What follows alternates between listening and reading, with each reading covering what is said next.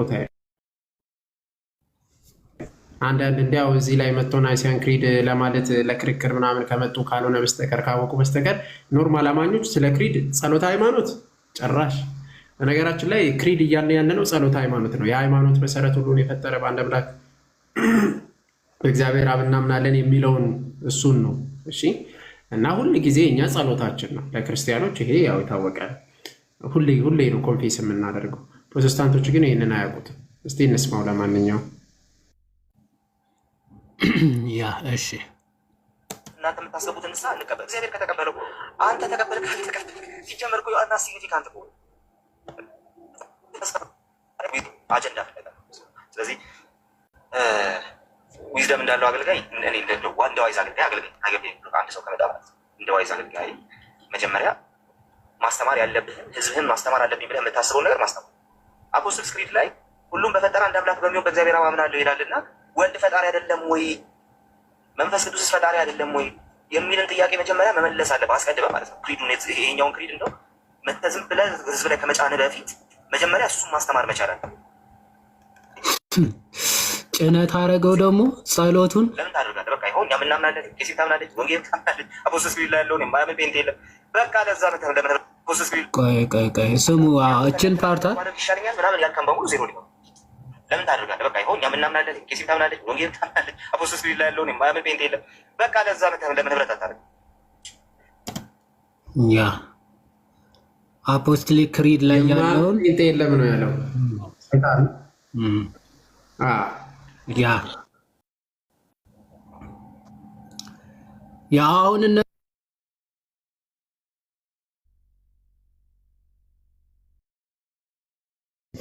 ችግሩ ምን ይልሃል መሰለ? አፖስቶሊክ ክሪድ ላይ አሁን ሪሚሽን ኦፍ ሲን ዊ ቢሊቭ ኢን ሪሚሽን ኦፍ ሲን ነው የሚለው። ልክ እንደ ኒቂያ እና ኮንስታንቲኖፕል ክሪድ ባፕቲዝም ኢን ዋን ባፕቲዝም ፎር ዘ ሪሚሽን ኦፍ ሲን አይደለም የሚለው። ሰው ሪሚሽን ኦፍ ሲን በራሳቸው እንደፈለጉ ለመፍታት ምናምን እንዲመቻቸው ይመስለኛል። አሁን ከዛ ውጭ ግን በአንዲት ኩላዊት በሆነች ቤተክርስቲያን እናምናለን የሚለውን እሱም ራሱ በራሳቸው አፈታት ምናምን ይፈቱታል። ከዛ አንጻር ነው። ዞሮ ግን ጸሎት ራሱ ሲጀመር ያውቁታል ወይ ነው? አፖስቶሊክ ክሪድ አርቲክሎቹን ያውቋቸዋል? አያውቁትም። ያ እዚህ ጋር ዮሐዴ አሁን ያልከው ካቶሊክ በሆነች በአንዲት ቤተክርስቲያን እናምናለን የሚል አለ። አፖስቶሊክ በሆነች ቸርች ማን ነው?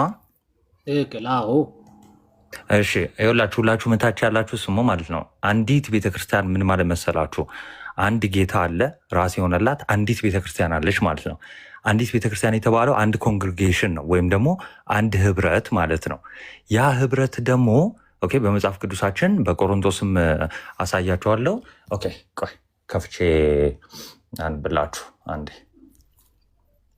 እሺ፣ እንዳትረሱ። አሁን ይሄንን የማይቀበል የለም ብሏል ሰው። አንዲት ቤተክርስቲያን እንዳለች የማይቀበል የለም ሰው። ያችን አንዲቷን ቤተክርስቲያን እንያት ማለት ነው። እዚሁ ኮንፌሽኑ ወይ ማነው ክሪዱ ምን እያለን ነው የሚለውን በዛውም ለመረዳት እንዲያመቸን ማለት ነው። ሶሪ አንዴ እየከፈትኩ ነው። እሺ ይቅርታ። እሺ አንደኛ ቆሮንቶስ ምዕራፍ 1 ቁጥር 10 እንዲህ ይላል። ይኸውላችሁ 9 ላይ እንዲህ ይላል፣ ወደ ልጁ ወደ ጌታችን ወደ ኢየሱስ ክርስቶስ ህብረት የጠራችው እግዚአብሔር የታመነ ነው አለ። ወደ ጌታችን ወደ ኢየሱስ ክርስቶስ ህብረት የተባለው ወደ ቤተክርስቲያን ነው። ልብ በሉ እሺ። ስለዚህ የጌታ ህብረት የተባለችው ቤተክርስቲያን ናት። ስለዚህ የጠራችው እግዚአብሔር ምንድነው? የታመነ ነው ካለ በኋላ 10 ላይ ምን ይላል? ነገር ግን ወንድሞች ወይ ኦኬ ክርስቲያኖች ወይ ያለ ነው። እሺ ሁላችሁ ክርስቲያኖች አንድ ንግግር እንድትናገሩ በአንድ ልብና በአንድ ሀሳብም የተባበራችሁ እንድትሆኑ እንጂ መለየት በመካከላችሁ እንዳይሆን በጌታችን በኢየሱስ ክርስቶስ ስም እለምናችኋለሁ ይላል። ይሄ ምን ማለት መሰላችሁ? አንድ ንግግር ወይም ደግሞ በአንድ ልብ በአንድ ሀሳብ መሆን ማለት አስተምህረው ነው፣ ዶክትሪናል ኢሹ ነው። እሺ ለምሳሌ እዚሁ ጋር የምታዩቸው አንዱ ክርስቶስ ለዓለም አልሞተም የሚልን ንግግር ያለበት ህብረት ውስጥ ነው። አንዱ ደግሞ ክርስቶስ ለዓለም ሞቷል የሚልበት ህብረት ውስጥ ነው። ስለዚህ አንድ ህብረት ውስጥ አይደሉም። ኢቭን ሰው እንዲሁ ዝም ብሎ ቃሉን ብቻ መቀበል አይደለም። ኦኬ ህይወት ያለው ያ ቃል አፖስቶሊክ ክሪድ ላይ አባቶቻችን ያስቀመጡልን ይሄ የእምነት መግለጫ ምንድነው? ህይወት አለው አይደለ? ትክክለኛውን ነገር ነው መጽሐፍ ቅዱስ ክርስቶስ ያስተማረንን በመጽሐፍ ቅዱስ ያገኘነውን አይደለ? እዚህ ውስጥ እንዳልሆኑ ህይወት አልባ መሆናቸውን የምታዩበት ነው። አንድ ንግግር የለም። በነገራችን ላይ በፕሮቴስታንት ውስጥ ማለት ነው አንድ ንግግር የለም፣ አንድ ልብ የለም፣ አንድ ሀሳብ የለም፣ መተባበር የለም። ይልቁንስ ይህንን ክፍል ያዝ ያደረጉና መካነ ኢየሱሶች አንያ ቆሮንጦስን ይህንን የጠቀስኩላችሁ ምዕራፍ 1 ቁጥር 7 ማነው 10ን ያዝ ያደርጉና ምን ይላሉ መሰላችሁ? የእኛ ኮሚኒየን ኦኬ፣ የእኛ ህብረት ማድረግ ክሎዝድ ነው። ልክ እንዴት ማለት ነው? በአስተምህሮ አንድ አይነት ቅድም አውግስበርግ አፖሎጂን ዮሐዴ ቅድም ጠቅሶላችኋል። ፎር ዘ ዩኒቲ ኦፍ ዘ ቸርች ምን ላይ ነው መስማማት ያለብን ብሏል? ማነው ዶክትሪናል ኢሹ የሆነ ወይም ደግሞ አስተምህሮ ላይ እና ሳክራመንት ላይ ነው መስማማት ያለብን ለቤተክርስቲያን አንድነት። ስለዚህ አንድ ለመባል የጌታ ቤተክርስቲያን አንዲት ናት። እዛች የጌታ ቤተክርስቲያን ራስ የሆነላት አንድ ክርስቶስ አለ። ከዛ በኋላ ደግሞ አንድ መንፈስ አለ። ኦኬ፣ አጽናኙ የወረደው አንድ መንፈስ ነው አይደል? ያ መንፈስ ደግሞ የሚያግዘን በእኛ የሚናገረው የሚመሰክረው አንዱን የእግዚአብሔርን ትምህርት ነው አይደለ? አንዱን አስተምህሮ ነው፣ የተለያየ አይነት አይደለም። እነሱ ጋር ግን ይኸው እዚህ አንድ ገስት ላይ የተቀመጡትን እንኳን ስታዩ ምንድነው የተለያየ አይነት አስተምህሮ ታያላችሁ፣ የተለያየ አይነት ንግግር ታያላችሁ። ስለዚህ ይሄ ክሪድ ፈጽሞ እነሱን አይመለከትም ማለት ነው። ከጅምሩ አይቀበሉትም ማለት ነው ክሪዱን እንደ ክሪድ ራሱ። ለምን ካታሆሊክ የሆነች አንዲት ቤተክርስቲያን አለች ሲባል እንደ ዝም ብሎ የምትቆጠር ወይም ደግሞ የሆነች ቦታ ብቻ ያለች ለማለት አይደለም። አንድ ህብረት፣ በአንድ ልብ የሚናገሩ አንድ ሀሳብ ያላቸው የተባበሩ ህብረት። ይህ ህብረት የክርስቶስ ህብረት ይባላል።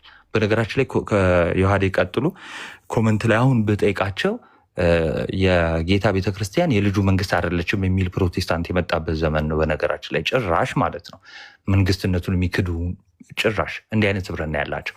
ስለዚህ የተለያየ አይነት አስተምሮ ያለበት ቤተክርስቲያን የለም። ስለዚህ ክሬዱን አጌነስ ናቸው፣ ተቃዋሚ ናቸው። አንዲት ቤተክርስቲያን የሚለውን ያፈርሳሉ ማለት ነው።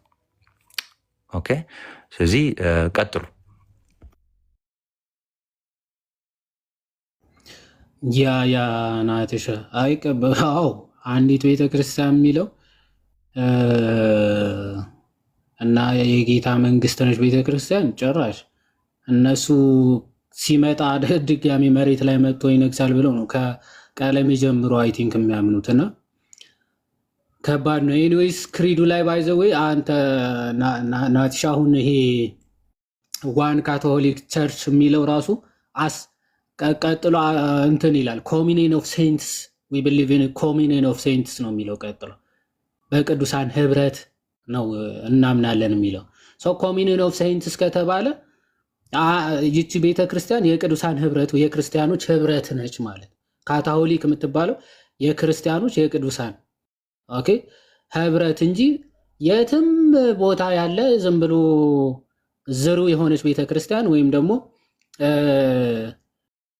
እነሱ እንደሚሉት የሆነች ምንድነው ማትታይ አይነት ቸርች ምናምን እንደሚሉት አይነት አገላለጽ የሆነ በዚህ በቅርቡ የመጣ ስለ ቸርች ኮንሴፕት አለ። የፕሮቴስታንት የጴንጤቆስታሎች ኮንሴፕት ደግሞ ማትታይ ቤተክርስቲያን የሚባል ማለት ኦኬ፣ ማትታይ ቤተክርስቲያን የሚባል የለም። የቅዱሳንና የክርስቲያኖች ህብረት ነች ቤተክርስቲያን የምትባለው ልክ ዕብራውያን ምዕራፍ 12 ላይ እንዳለችው ማለት ከ24 ጀምሮ እንደምንመለከታት የመላእክት ራሳቸው ክርስቶስ ስለሆነ ከዛ በሰማይ ያሉ በምድርም ያሉ ሁሉም በአንድነት አንድ የሆኑበት በክርስቶስ ስጋና ደም የተሳሰሩበት ክርስቶስ ራሳቸው እነሱ የክርስቶስ ብልት የሆኑ አካላት ብቻ ያሉባት ነች ካቶሊክ ቤተክርስቲያን የምትባለው። በዓለም አቀፍ ደረጃ ያለች። በዓለም አቀፍ ደረጃ ሲባል ምን ማለት ነው? ኢትዮጵያ ላይ ብቻ አይደለችም፣ ግብፅም፣ አርመንም፣ ኦኬ ህንድም፣ ሲሪያም ያለችው ቤተክርስቲያን እንደማለት ነው። እዛ ያሉ ክርስቲያኖች የነሱ ህብረት የነሱ አንድነት ነች ቤተክርስቲያን ማለት። አንድ የሚያደርጋቸው ደግሞ ያው ሚስትሪስ ናቸው።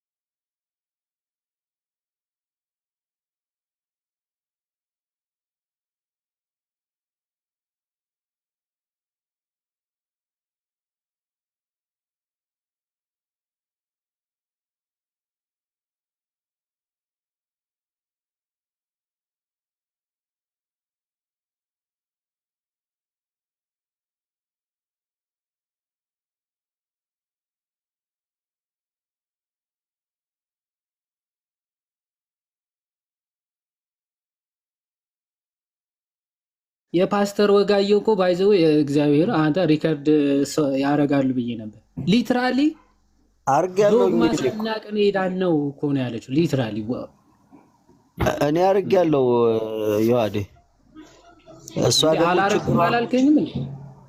የእሷን አርጋለሁ እንጂ እንዴ የእሷ አላረኩም ከኤቢ ጀምሬ እኮ ኔትወርኬን አሰቃየኝ።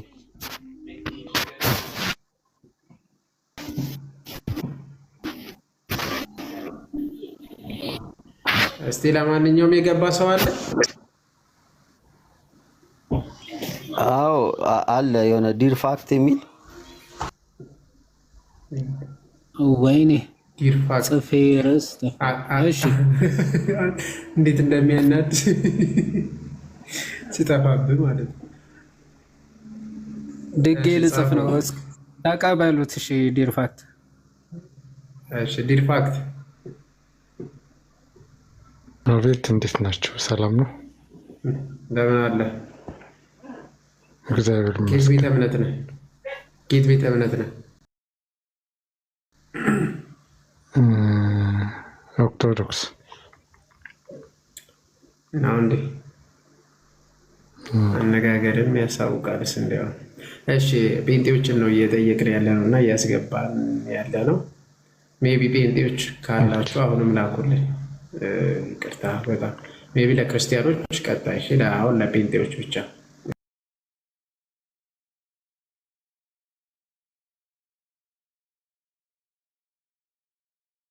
ክርስቲያን ላልሆኑት ከክርስቲያን ውጭ የሆኑት ገብታችሁ ጠይቁ። እሺ ክርስቲያኖች ሌላ ጊዜ እንትን እናደርጋለን። ኦኬ በቃ እሺ። ገላት ላይ ጥያቄ ያላችሁ ግቡ፣ እዛውን ጠይቃችሁ እና ጠይቁ ላኩ። መኩ ከፍ አድርገው ጽሁፍ አይኔ ላይ እኔ አልችልም እኮ የዋዴ ነው። እሺ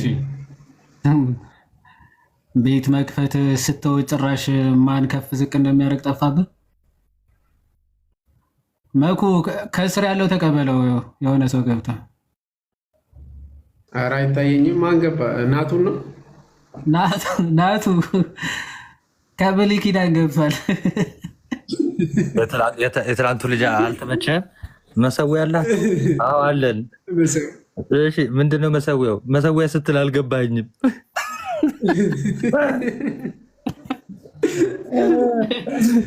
ምንድነው ግን እሱ ነገር አልገባኝም። ምንድነው ያኛውስ? መሰዊያው ማን ነው? ክርስቶስ ነው። መስዋዕቱስ ክርስቶስ ነው። መስዋዕቱ ማን ላይ ነው የተሰዋው? ክርስቶስ ላይ ተሰዋ? አይ እንደዛ አላልኩም።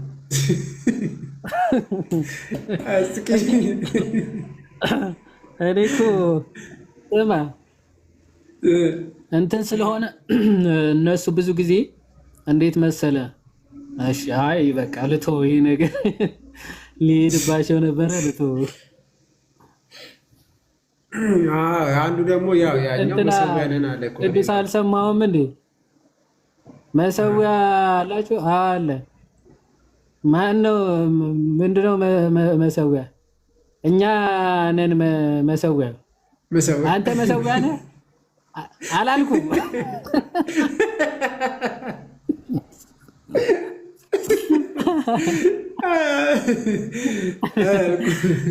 ይመችህ። እስቲ ለማንኛውም ገባ ገባ በሉ ጋይስ። ፕሮዎች ላኩ። ገስት ላይም አይታዩም። ከተወያየ ስለ መሰዊያ አለው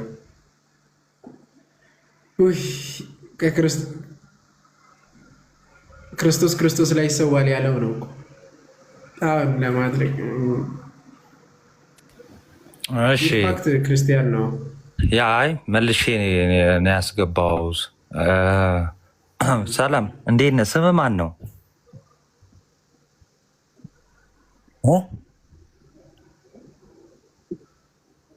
እሺ የፖስትከውን ፖስት እንዲሁ ዝም ብዬ ከላይ ብቻ አይቼ ነው እንትን ያልከው። ኦርቶዶክስን እርግጠኛ ነህ? ኦርቶዶክስ ነኝ። እርግጠኛ ነህ? ኦኬ ብጠይቅ ምናምን አይደብርህማ? ችግር የለም። እሺ ኮመንት ላይ ምን ጽፈልኛል? ኢየሱስ ክርስቶስ ጠበቃችን ነው ብለሃል። ምን ማለት ነው? ጠበቃችን ነው ማለት በእኔ እንደምረዳው በመስቀሉ ኦርቶዶክሳዊ እኔ እንደምረዳው አይልም። እሺ በመጀመሪያ ደረጃ ማለት ነው። አሁን መጽሐፍ ቅዱስ እንደሚያስረዳ ጠበቃችን ነው የሚለው ምን ማለት ነው? ይከራከርልናል ነው ማለት ምንድን ነው? ደሙ ወይም መስቀሉ ይከራከርልናል እንደማለት ነው።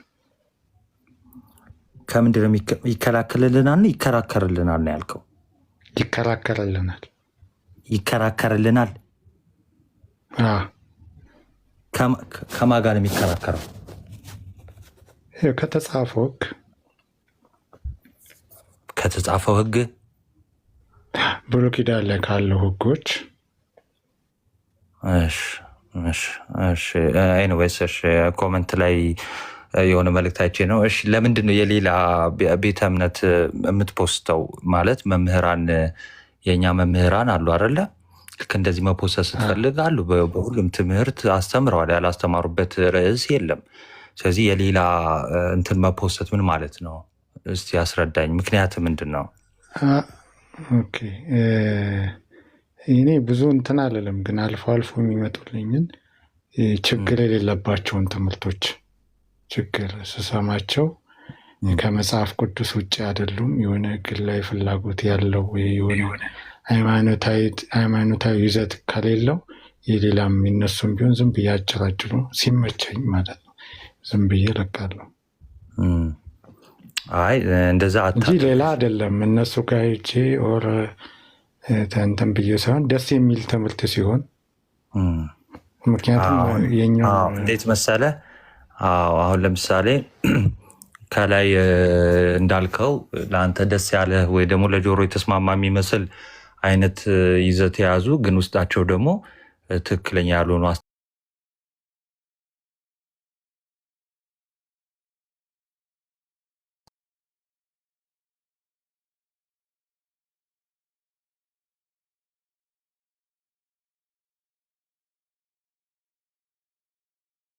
መለከተውን ነገር አለመለየታችን ስለሆነ እሺ።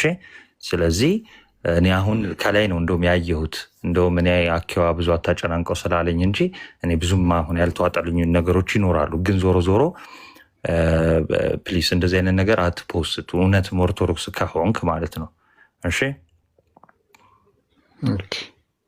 ስለዚህ እንደዚህ አይነት ነገሮችን አጥፋ ምናምን ሀይድ ምናምን አድርግ። መምህራን አሉ በሁሉ ርዕስ።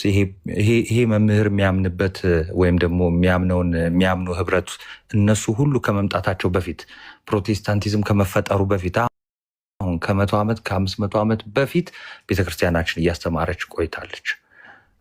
አዲሷ ብርቆ አይደለም። ስለዚህ ገብተህ የትኛው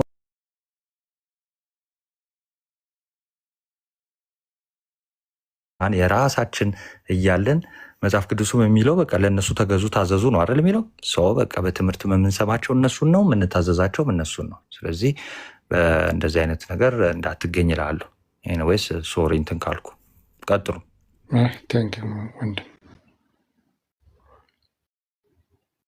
ግን ከቤተ ክርስቲያን አስተምህሮ ምን አውቀሃል? ዲርፋክት ምን ታውቃለህ? መሰረታዊ ቤተ ክርስቲያን ትምህርት ተምረሃል? እሱ ላይ ደካማ ነኝ። የስርዓት ትምህርቶች ላይ ምናምን ደካማ ሰው ነኝ። ይበን መጽሐፍ ቅዱስም ላይ አንባቢ አይደለሁም። ማለት ቢያንስ አንድ ክርስቲያን መሆኑ የሚታወቀው በነገራችን ላይ በትምህርት ነው። አንድ ሰው ትምህርትን የቤተ ክርስቲያን አስተምህሮ ሳያቅ ወይም ደግሞ ሳይቀበል እንዲያው ደስ ስላለኝ ብሎ በቃ የፕሮቴስታንትን የሚሰማ እናንትን የሚያደርግ ከሆነ በራሱ መመዘኛነት አይ ደስ ስላለኝ ነው የለጠፍኩት ማለት ወደ ሌላም ሊከት ይችላል ማለት ነው። ከምንፍቅና ወደ ምንፍቅና ውስጥም ሊከት ይችላል። ቢኮዝ አስተምህሮቱ ከመጽሐፍ ቅዱስ ነው ማለት በቃ መጽሐፍ ቅዱስ ላይ ስላለ ነው ብቻ አይደለም። ትርጉሙ ምንድን ነው ማለት መጽሐፍ ቅዱስ ውስጥ ስለተቀመጠ ብቻ እነሱ እንዴት ይቀበላሉ፣ አንተ እንዴት ነው የምትቀበለው? ግን አሁን የተጠየቅከው ጥያቄ ላይ ክርስቶስ ይከራከራል ወይ ከምን ጋር የሚለው ሌላ እንትን ነው። ስለዚህ በሀፍቶ ቤተክርስቲያንን ማወቅ አለብን፣ ስለ ስላሴ ማወቅ አለብን፣ ስለ ክርስቶሎጂ ስለ ክርስቶስ ሰው መሆንና እንዴት እንዳዳነን ማወቅ አለብን፣ ስለ ጥምቀት ማወቅ አለብን፣ ስለ ቁርባን ማወቅ አለብን፣ ስለ ዳግም ምጽአት ክርስቶስ ዳግም እንዴት እንደሚመጣ እንዴት ፍርድን እንደሚሰጥ ማወቅ አለብን እና መማር አለብን እባክህ የቤተክርስቲያን ማለት ነው። እና ወንድማችን አኬ ያለ የተወሰነ ይነግርሃል፣ ያስተምርሃል። ወደ አኬው ስንሄድ እሺ። አስተምር አንዳንድ ነገር በለው ስትባል ወደ እኔ ታመጧለህ እንዴ? ወይ ፓፓ ምን አልሽኝ? አብራችሁ ነው እንደ የመጣችሁት? የሌለ አሳቀከን እኮ ነገር በለው እያልኩት እኮ ነው። አይ እንትን ነዋ። አሁን የወንድማችን የምርም እንደዚሁ ክርስቲያን ከሆነ ኦርቶዶክስ ከሆነ የተወሰነ ነገር ደግሞ ምናምን ከወንድሞቹ ተምሮ ምናምን ቢወጣ ጥሩ ነው። አየህ አሁን እንዳላችሁትም የሌላ ቤተ እምነት መምህራን ምናምን እንደዚህ የሚለቅም ከሆነ በዚህ መልቀቅ ብቻ ሳይሆን ባይለቅ ራሱ መስማቱን ያን ያህል ጥሩ አይመስለኝም። ቦዔዝ ሩትን እንዳላት ነው እንደምታውቁት። ቦዔዝ ሩትን በዚህ መጽሐፈ ሩት ላይ እንደምናውቀው ሩት የቦዔዝን እርሻ ትቃርማለች እና ቦዔዝ ምን አላት? ከዚህ እርሻ ውጭ አትቃርሚ። እና የመጽሐፍ ቅዱስ ክፍል እንዴት እንደሚብራራ እናውቃለን። ያው ከዚህ በፊትም መጽሐፈ ሩትን ስናጠና እንደነበረው እና አሁን እሱን ብዙ እንትኖችን ውስጥ እየገባውና ሳይሆን ብዙዎቻችሁ እንደምታውቁት ያው ቦዔዝ ሩትን የተቤዣት ነው። ቦዔዝ ሩትን ተቤዣት ነበረ እና የሚቤዥ ጌታ ነው። እና እውነተኛው ቦዔዛችን አሁን በሐዲስ ኪዳን ጌታ ኢየሱስ ነው። ለኛ እውነተኛው ቦዔዛችን የተቤዥን ጌታችንና መድኃኒታችን ኢየሱስ ክርስቶስ ነው። እና ሩት የኛ ምሳሌ ናት። እርሻው የቤተ ክርስቲያን ነው እና ሩት በቦዔዝ እርሻ ውስጥ ቃርሚ፣ ከዛ ውጭ አትቃርሚ ተብላለች። ልክ እንደዚህ ሁሉ እኛ ደግሞ በጌታ ቤተክርስቲያን ውስጥ እንቃርማለን። በተለይ ለሕይወታችን ጉዳይ ለመዳን ምናምን ስናስብ የምንቃርመው ከጌታ ቤተክርስቲያን ነው። ለጥናት ምናምን ልናደርገው እንችላለን። ለምሳሌ አንድ መምህር በተለይ ደግሞ ማለት የኦርቶዶክስ መምህር ሆኖ በተለይ ዕቅበተ እምነት ላይ ምናምን እንደው ይሄ እንደዚህ የሚመስል ነገር ላይ እሰራለሁ የሚል ሰው ግዴታ የሌሎቹንም ቤተ እምነቶች ጽሑፎች ግዴታ ማንበብ አለበት፣ ማወቅ አለበት፣ ማየት አለበት። የእስልምናውንም የፕሮቴስታንቱንም የኤቲስቱንም እውነቱን ለመናገር ይሄ ሁሉንም ማየት አለበት። ይህ ኃላፊነቱ ነው። ግን ለመዳን እንደው ለድህነት እንዲሆነው ምናምን ለምክር ለተግሳጽ ምናምን ግን እንደ ከቤተ ክርስቲያን ብቻ ቢቃረም ጥሩ ነው። ጥሩ ነው። ከቦዔዝ እርሻ ባንወጣ ማለት ነው። ግን ኤኒዌይስ ያም ሆነ ይህ ግን አሁን እኔ እያልኩ ያሉት ምንድን ነው ትላለህ? ይህ ወንድማችን አንዳንድ እንደዚህ የተወሰነ እንትን ያለበት ነገር ካለ እንደዚህ የተወሰነ እንደው ለየት ያለ ትምህርት ምናምን በውስጡም ድንገት ካለ ምናምን ነገር አንዳንድ ርዕሶችን እያነሳችሁ ተራ በተራ ትንሽ ትንሽ ነገር ብትሉት እግረ መንገዱን በዛውም ወንድማችን ብቻ ሳይሆን ሌላውም ደግሞ የሚከታተለውም ሰው የቤተክርስቲያን ትምህርት የሚያውቅ ይሆናል ማለት ነው እግረ መንገዱ እና እንደዛ እንድታደርጉ ብዬ ነው። እና መኩታው ቀጥይ እስኪ እንትን ይህንን ሄድፎን ጆሮ ላይ ሰክተ እንዳደገኛ በቃ እስኪ አሁን ምን እየሰማ ይሄ ኮሜንት አንተ እኔ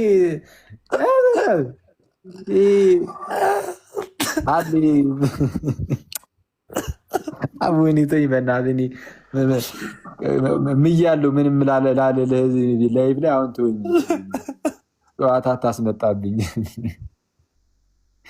እሺ ይሁን እስቲ መቼስ እንግዲህ ምን ይደረጋል። እና እስቲ ሂድበት እስቲ ትንሽ ሂድበት። አሁን አይ እንትን ላይ ለምሳሌ የሆነ ነገር እያነበብኩ ነው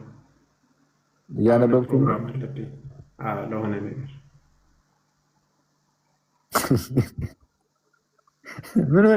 ምንድን ነው እና ኬስ ያወራ ነው እንዴ ንባብ የምትጀምረው?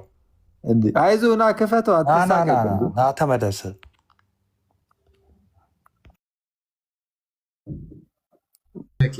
ቀጥል ልጁ ይጠብቃል። በእናቱ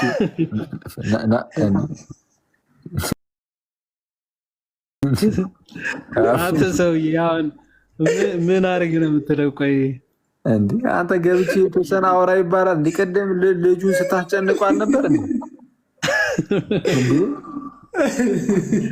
የቤተክርስቲያንን ትምህርት ተማር አልክ። እሺ አስተምሯ የተወሰነ ነገር በለኝ።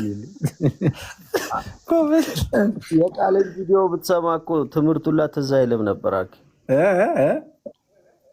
የቃልን ድምፅ ብትሰማ ኖሮ ቪዲዮ ታብድ ነበር አንተ ራስህ። ምን አለ ወንድማችን? እስቲ እሱን ስማውና ያው መኩ እኮ ኤርፎኑን ሰክቶ የተቀመጠው የዓለም ጫጫታ ይቅርብኝ ብሎ ነው።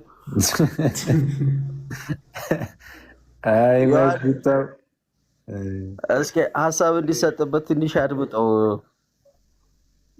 አይመስልም? ዮሐዴ አሳየው እንትኑን ግን ለልጁ ማለት ነው እንትን ብናደርግ መልካም ነው። ትንሽ ነገር አይ ለምሳሌ እስቲ እንትና ማነው ስም? ይቅርታ ወንድሜ ስሙን ካስተዋወቃችሁ ንገሩኝ ድጋሚ እንዳላስመልሰው። ዲር ፋክት። አይ ኦኬ እሺ፣ በዲር ፋክት እንቀጥል። እሺ ዲር ፋክት ወንድሜ ሰላም ለአንተ ይሁን። ይመስገን አምላክ። ደህና ነህ? እግዚአብሔር ይመስገን። አሜን አሜን። እሺ እስቲ እንዴት ነው ሰው እንዴት ነው የሚድነው ምናምን የሚለውን እስቲ ምንድን ነው እስቲ የምታውቀውን እስቲ አካፍለን ትንሽ። የወንድ ወንድም ዝም ብለን እንደዚህ ትንሽ እናወራ እንጂ። ያው እኔ እያልኳቸው ነበረ እንደ ክርስቲያን አንባቢ ሰው አይደለሁም። ያው ሰነፍ ነኝ፣ አላነብም ምናምን። የቤተክርስቲያን ትምህርቶችን ብዙ እንትን አይደለም። እንደውም አልፎ አልፎ ከእናንተ ነው የምሰማው። ከአኬ ብዙ ቦታ አያለው ክርክሮች ላይ ከፕሮቴስታንትም ጥያቄ ስላለኝ ብዙ ጊዜ እንደመከታተል ነበር። አንድ ሰሞን ጥሩ ትምህርቶችን ትሰጣለህ። በዚህ አጋጣሚ ታንኪዩ ልልህ እፈልጋለሁ። ከእናንተ ነው አንዳንድ ነገር የምሰማው እንጂ እንዲህ የራሴ የሆነ መረዳት ወደ መጽሐፍ ቅዱስን የማንበብ ልማድ የለኝም። ስንፍና ነው። በእርግጥም የብዙዎቻችን ችግር ነው። ክርስቲያኖች በጣም በቃ እንደው መጽሐፍ ቅዱስን ማንበብ አለብን፣ የቤተ ክርስቲያንን ትምህርት መማር አለብን ምናምን። ግን ያው በአንድም በሌላም ደግሞ ለመማር መሞከር ምናምን ጥሩ ነው። እሺ እንትን ምን እስቲ እንዴት ነው ታዲያ አሁን አንተ ከምታውቀው አንጻር ሰው እንዴት የሚድን ይመስልሃል ስታስበው? የእግዚአብሔር መንግስት ለመውረስ ማለት ነው መጨረሻ ላይ ግዴታ እግዚአብሔር መንግስት ለመግባት ምንድን ነው እስቲ ምን ማድረግ አለበት ብለህ ታስባለህ? የመጀመሪያ ያው እንትን እምነት ይቀድማል ብዬ አስባለሁ። ክርስቶስን ሞቶልኛል፣ ተሰቅሎልኛል፣ የተሰቀለልኝ ለእኔ ነው ብሎ ቅድሚያ እሱ ማመን አለበት ብዬ አስባለሁ ለድነት።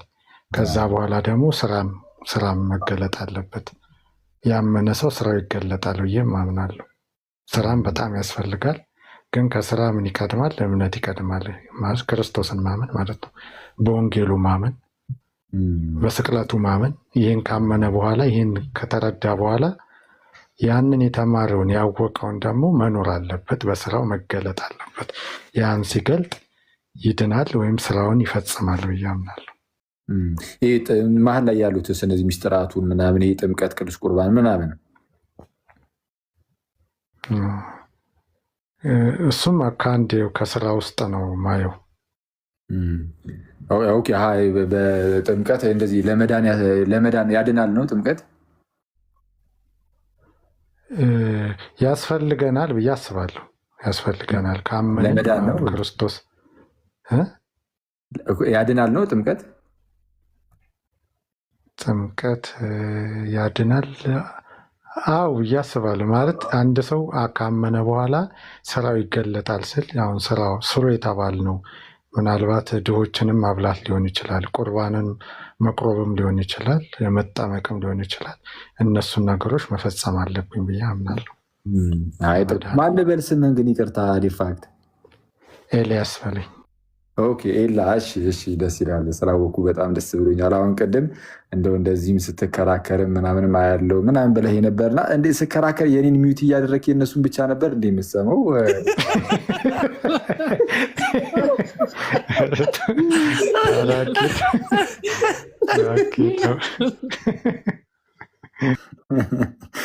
አይ ስቀለድ ነው።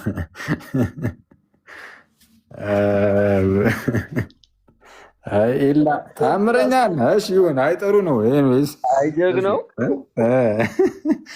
አይ ይሁን እንግዲህ መልካም። እሺ ስለዛ ጥምቀት ለድህነት ነው ማለት ያው ለድህነት ያስፈልጋል ማለት ነው። ያመነ ሰው መጠመቅ አለበት ለመዳን። አይ ጥሩ ነው፣ ጥሩ ነው፣ ትክክል። ቅዱስ ቁርባንስ ምንድን ነው?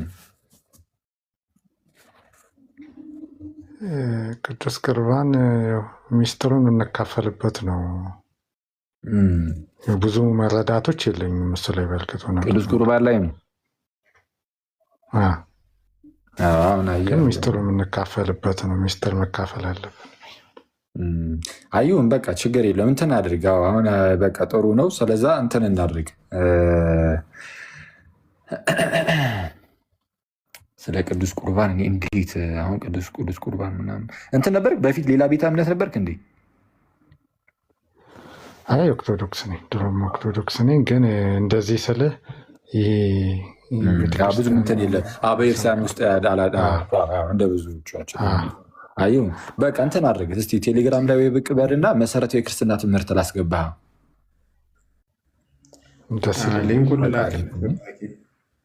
ፕሊስ መኩ አውራውና እስኪ እንደው መሰረታዊ የክርስትና ትምህርትን ጆይን አድርጉ ይማሩ ወንድማችን።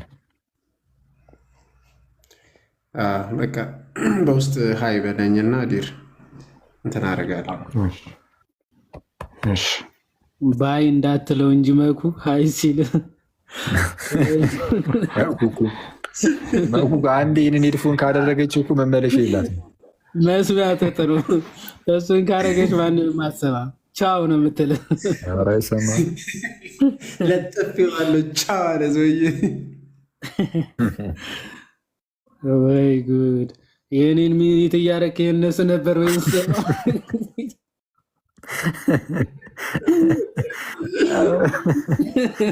ሁኔታው ነው። በተመሳሳይ ድምፅ ተሸውደዋል ወንድማችን። ይህ ነገር እንዴት ነው ብዬ እኮ ነው። የኔ አፕሮች ይሻለው ነበረ በነገራችን ላይ አኪ ሄደበት ባይዘዌ ያው እኮ ተግባብተን በፍጹም ኤላ ምንም ስህተት አልፈጸምክም። ምንም ኖርማል ነው። ዝም ብለህ እንደዚሁ ለጨዋታ ያህል ነው። ተግባብተናል ብዬ ነው እንደዚሁ። ይሄ ሁሉ እኮ አንተ ስህተት ነው መጥፋት። አንተ ታዲያ አስቸጋሪ ሆና እንደዛ ራሱ እኮ አንተ ያማር አሁንም እኮ በመጣም እኮ እንትን የሚያደርገኝ ልጁ እኮ አሁን ሳየው እኮ አረ ኤላ እንደ አንተና እኔ እኮ አሁን ስለ ቅዱስ ቁርባን ያስተማርኩበት ጊዜ ብዛቱ ያው ብዛቱን አይደለም ግን ብዙ ጊዜ ያው ለምሳሌ ስለ ቅዱስ ቁርባን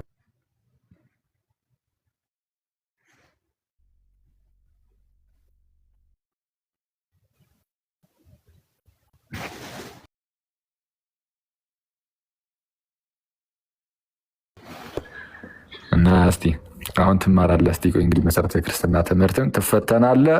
እዚሁ ላይቭ ላይ ነው። ከዛ በኋላ መጥቼ ያገኘኸውን ውጤት የምለጥፍልህ። 10 ከ10 ማመጣ 2 ከ10 ማመጣ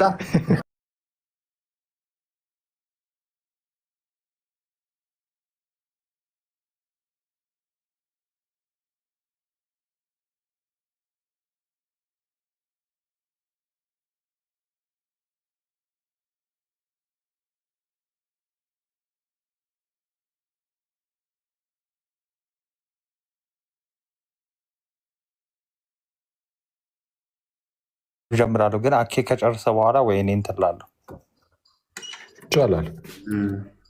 ያው የአኬ አክቹዋሊ ምንድን ነው እንትን ነው ኦልሬዲ አንድ ጊዜ ትምህርቱ ተቀምጧል። ከዛ ፈተና ምናምን ይኖራል ወደ ሰከንድ ስቴጅ ለማለፍ። እዚህ አንዴ ስለተቀመጠ እዛ ውስጥ አንድ ጊዜ በቃ ኦልሬዲ እንትን ብሏል፣ ኮምፓይል ተደርጓል ትምህርቱ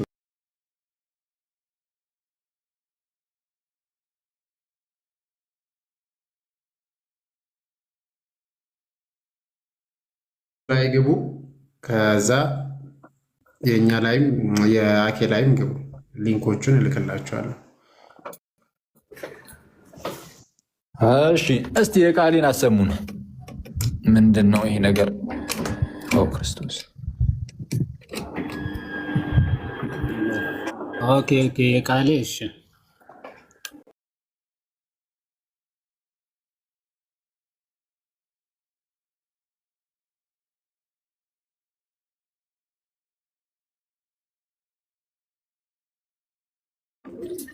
የእኔ ፕሮፋይል ባዮ ውስጥ ማለት ነው። ቄርሎሳውያን ወይም ደግሞ ባዮ ላይ አለ። ቀጥሉ።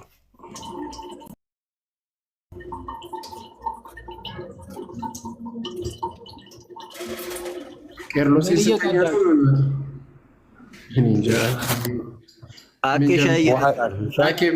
ውሃ እየጠጣ ላይ ነው። እየቀዳ ነው። አኬ ሻይ ነው ውሃ ነው እንደዚህ የሚቀዳው? ኧረ እኔ እባክህን ውሃ ጠፍቶ የታንከሩም እያለቀ ስለሆነ በስሱ አድርጌ እየከፈኳት ነው ውሃዋን። እንዴ እቺን በጌታ ስም ሌላ ነገር ኧረ በጌታ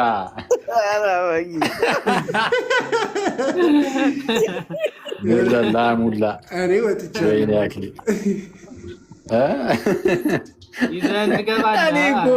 እኔ እኮ ማለት ነው ውሃ እየቀዳ ነው ሻይ ነው ብላችሁ ስትረባረቡ ምን ሆነዋል ልጆቹ? ትዝ ሲለኝ በሻይ አልፌልህ ነበረ።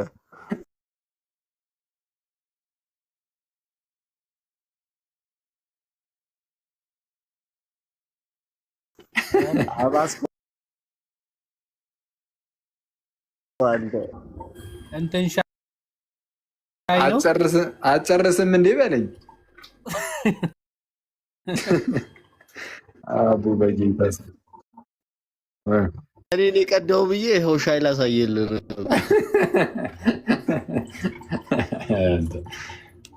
ምን እባክህ ከመሸ የሆነች ነገር እንቀማምሰው ብለን ሰዓቱ ሄደ። ግን ያው ኧረ ይሄን ነገር ማሳየት አለብኝ መሰለኝ። የምርም እንደዛ እንዳይመስል። እሺ እስቲ እንየው። ጌታ በኢየሱስ ክርስቶስ ይሰማል። እስቲ እሺ ስታስተምረው ገና ሲመጣ አረብ ሲመጣ ገና አፖስቶል ክሪድ ነው የምታስበው። የትኛው ቤተክርስቲያን እንደዛ የምታስበው? በፕሮቴስታንት ታሪክ ውስጥ ማለት ነው። የትኛው ቤተክርስቲያን ላይ ሰውየው ገና ከሌላ እምነት ወይ ደግሞ ከሌላ ወርዶፊ ወደ ክርስትና ሲመጣ እና አፖስቶል ክሪድ ላስ የሚለው የፕሮቴስታንት ትራዲሽን ራሱ የትኛው ገና ሰውየው እኮ ሙስሊም ነበረ። በቃ እኮ በቃ ጌታ ማለት ብሎ መጣና አሁን ከኔ በኋላ ምለው ትላለህ። ደግሞ በአንድ ልጅ ውስጥ ልጁ ማለት ምን ማለት ነው ይላል። ገና ማለት ነው አላስተማርኩም። እኛ ጋር እኮ ልጁ ክህደት ነው ይላል። ኦኬ። ስለዚህ በጣም በጣም በጣም ኃይለኛ የሆነ ስህተት።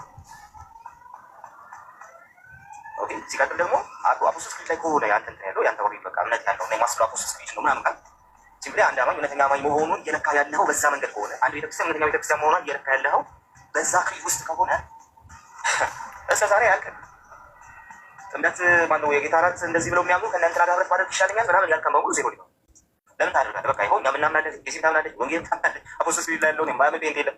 በቃ ለዛ ለምን ህብረት አታደርግ? ያ እነዚህ ናቸው። ምናልባት በደንብ ሰምታቸው ከሆነ መጀመሪያ ምን ይላል?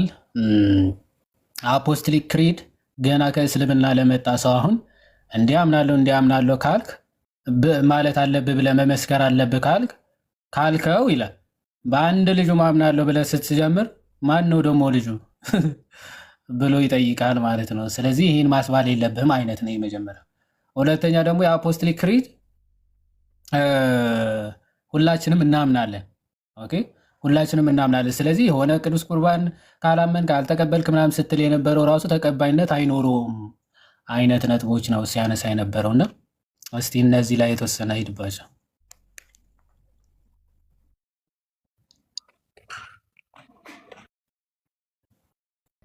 እሺ አይ ቲንክ እያለ ያለው እንትን ነው መሰለኝ። ምንድን ነው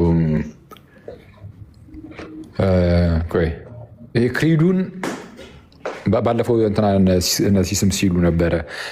ክሪዱን ነው መመስከር ያለበት። አንድ ሰው ከሌላ ቤተ እምነት ሲመጣ ወደ ክርስትና ሲመጣ መመስከር ያለበት ኮንፌስ ማድረግ ያለበት ክሪዱን ነው። አንድ ያረ በጌታ ልዋጦ እንዴ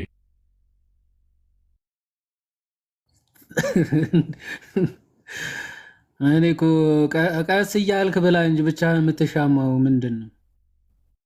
ጸብ ላይ ነህ እንዴ? ጾም ነው ጸብ ነው የያዝከው አንተ?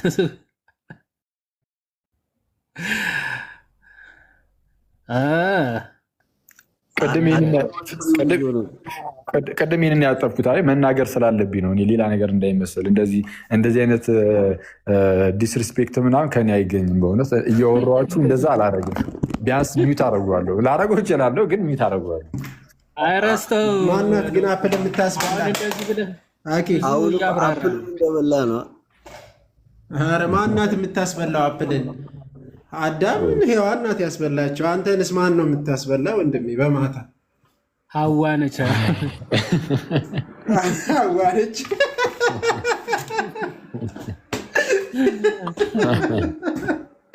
ሐዋ ነች። አይ ደስ ይላል።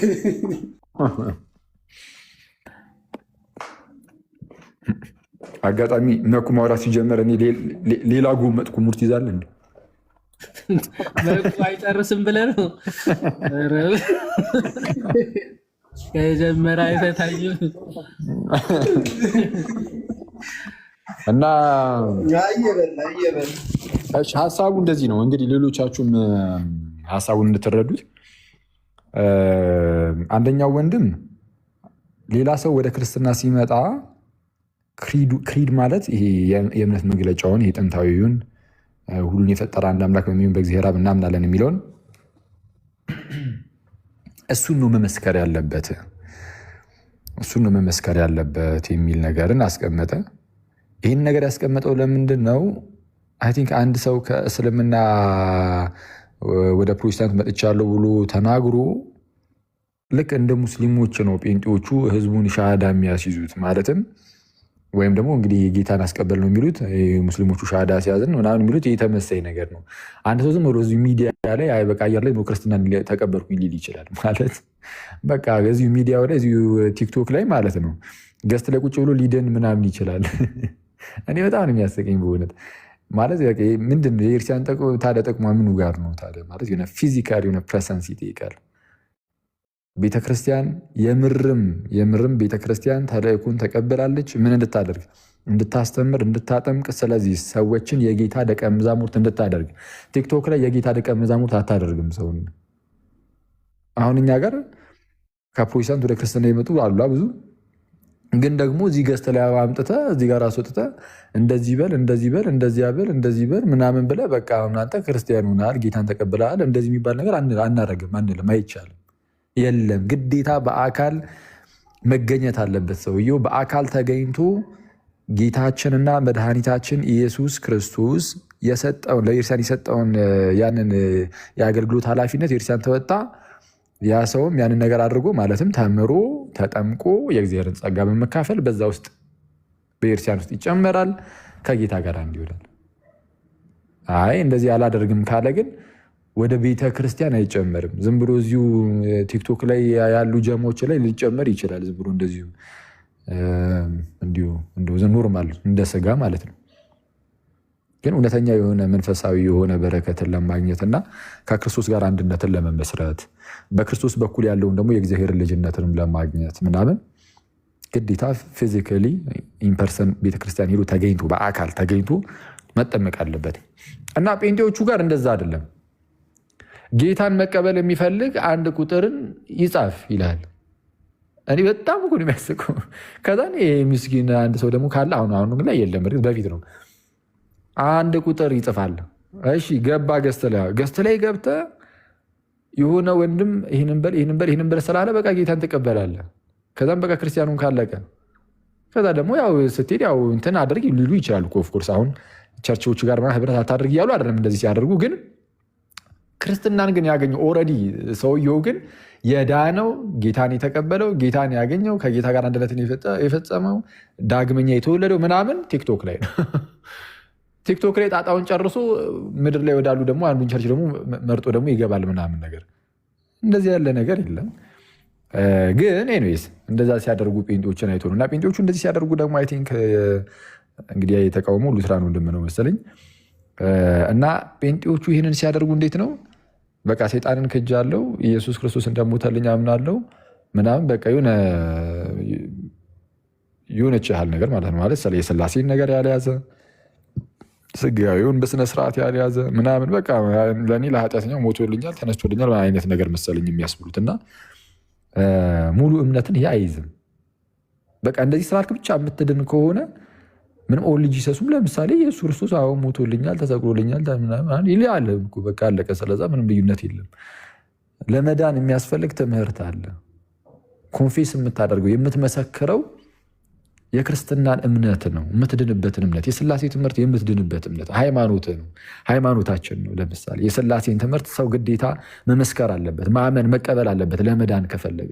አይ በስላሴ አላምንም ግን ኢየሱስ ክርስቶስ ለኃጢአቴ ሞቶ እንደተነሳ አምናለሁ ቢል አይድንም። ይድናል? በስላሴ አላምንም እያለ ግን ደግሞ ኢየሱስ ሞቶ እንደተነሳልኝ አምናለሁ ቢል ነው፣ በፍጹም አይሆንም፣ አይቻልም። ስለዛ በአብ በወልድ በመንፈስ ቅዱስ በሶስት አካላት የተገለጠውን አንዱን አምላክ እግዚአብሔርን ማወቅ አለበት። ስለዛ ጌታ ኢየሱስ ሞቶልኛል ምናምን ስላለ ብቻ አይደለም፣ አብን ማወቅ አለበት፣ ግዴታ ነው። ጌታ ኢየሱስም እንደተናገረው በዮሐንስ ወንጌል ምዕራፍ 17 ላይ ሊቀ ካህናት እንደመሆኑ ሲጸልይ ምን አለ? እውነተኛ አምላክ የሆንከውን አንተን ብቻ የላከውንም ኢየሱስን ያውቁ ዘንድ ይህች የዘላለም ሕይወት ናት አለ።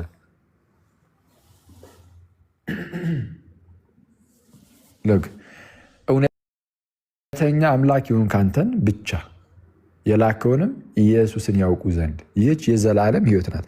ስለዚህ አብን ማወቅ የዘላለም ሕይወት ነው። ስለዚህ አብን ማወቅ አለብን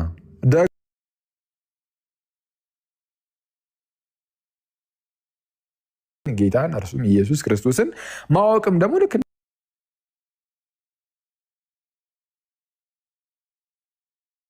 እንደዚሁ የዘላለም ሕይወት ነው ብሎናል። ስለዛ አብን ማወቅ፣ ወልድን ማወቅ፣ ቅዱሱን መንፈስ ደግሞ ማወቅ ይጠይቃል፣ እሱ ስትቀበል ማለት ነው። ስለዛ በስላሴ ሳታምን ኢየሱስ ክርስቶስ ሞቶልኛል ተሰቅሎልኛል ምናምን ስላልክ ብቻ ትድናለህ የሚባል እንደዚህ አይነት ነገር የለም። እና ጥሩ ነው። አሁን ያኛው ወንድም ክሪዱን ማለት የእምነት መግለጫው መባል አለበት ማለቱ ጥሩ ነው። ግን አሁን ወንድማችን ቃሌ ግን ያለው አይ ይሄ እንደዚህ ማለት አለበት የሚለው ስህተት ነው እያለ ከሆነ ገና ክርስትና አልገባውም ማለት ነው። እንግዲህ እንደዛ እያለ ከሆነ አይ እኔ እንዲህ ለማለት ፈልጌ ነው ሊል ይችላል። ምናልባት ካለ እሰየው። ግን እውነቱ ለመናገር እኔም በዛ ደረጃ ስለማላን ያልጠብቀውም። እንግዲህ ሰው ለመዳን ግዴታው የሚመሰክረው የእምነት መግለጫውን መመስከር አለበት። ካልመሰከረ ምን ዋጋ አለው? ምንም ዋጋ የለውም። ሌላው ግን አይ እንደው መተህ በአንድ ልጁም በኢየሱስ ክርስቶስ እናምናለን ምናምን ነገር ስትለው አይ እንደው ልጁ ምናምን የሚባል ነገር እንዴት እንደ መቼ ይወልዳል ይልሃል ምናምን ለተባለው እንደዛ ሊልህ ይችላል። ከእስልምና ስለመጣ ያኛው ሰው ለተባለው እንዴ አሁን እኮ እየተባለ ያለው አስተምህረው ምናምን አምኖ ከዛ በኋላ እየመሰከረ ላለ ሰው ነው እየተነገረ ያለው። ስለዛ ኦልሬዲ አስተምህረዋል። ስለዛ በቃ ይህንን ይመሰክራል። እንዲያማ ካልሆነ እንዴ ጌታ ተሰቅሎልኛል ምናምን ስትለውም እኮ እንዴ ጌታማ እንዴት ይሰቀላል? አልሰቀሉትም አልገደሉትም ነው የሚለው ምናምን ይልሃል። እንደዛማ ከሆነ እኮ እኔ ሲጀመር እንዲሁ ለመንቀፍ ያህል ብቻ እንደው ሰውን ብሎ አታክ ለማድረግ ያህል ብቻ ሚዲያ ላይ ወጥቶ እየተናገሩ ከሆነ ነው እንጂ ይሄ በጣም ሲምፕል ነገር ነው፣ ቀላል ነገር ነው። የእምነት መግለጫውን መመስከር ብቻውንም ደግሞ ክርስቲያን አያደርግም። የእምነት መግለጫውን መስክረህ ግን ደግሞ ወደ ቤተክርስቲያን ሄደህ ካልተጠመቅ ክርስቲያን አትሆንም። ግዴታ መጠመቅ አለብን። ስትጠመቅ በዛ በጥምቀት ውስጥ ጌታን ኢየሱስ ክርስቶስን ታገኘዋለህ። በዛ በጥምቀት ውስጥ እግዚአብሔር አንዳች ታላቅ ስራን ይሰራል በአንተ ህይወት ውስጥ። ምን አይነት ስራን ይሰራል? ከልጁ ከክርስቶስ ጋር አንድ ያደርጋል በቅዱሱ መንፈስ አማካኝነት። ከክርስቶስ ጋር በዛ በጥምቀት ውስጥ አንድ ስትሆን ጌታ የአብ ልጅ ስለሆነ አንተም የእግዚአብሔር ልጅ ትሆናለህ። ኢየሱስ የእግዚአብሔር ልጅ ስለሆነ ከእርሱ ጋር አንድ ስትሆን አንተም በክርስቶስ በኩል የእግዚአብሔር ልጅ ትሆናለህ። ኢየሱስ የአብርሃም ዘር ስለሆነ አንተም በኢየሱስ በኩል የአብርሃም ዘር ትሆናለህ። ስለዚህም እንደ ተስፋው ቃል ምን ትሆናለህ? የአብርሃም ዘር ከሆንክ ወራሽ ትሆናለህ። ለእርሱና ለዘሩ እንደሚወርሱ ቃል ተገብተዋልና እንደ ተስፋው ቃል ወራሽ ትሆናለህ። ይህን የምታገኘው ቲክቶክ ላይ የሃይማኖት መግለጫውን ስለተናገርክም አይደለም። ጥምቀት ግዴታ በአካል ተገኝተህ የጸጋ መካፈያዎቹን ሚስጥራትን መካፈል አለብህ። ከቅዱስ ሚስጥር እየተካፈልክ ደግሞ ትቆያለህ ማለት ነው። እና በቃ የዚህ ናል ካልን በቂ ነው ለእኔ። እናንተ ሄዱበት። ምናልባት ደግሞ ግን ማለት ነው ምናልባት የወንድማችን ቃሌን ሌላ ያልተረዳሁት ሌላም የተናገሩ ሀሳብ ካለ ግን ሊኖር ይችላል። አሁን እንትን እያልኩት ስለሆነ ገና እናንተም ደግሞ ሂዱበት።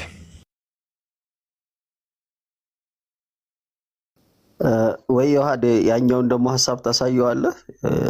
የዛኛው ልጅ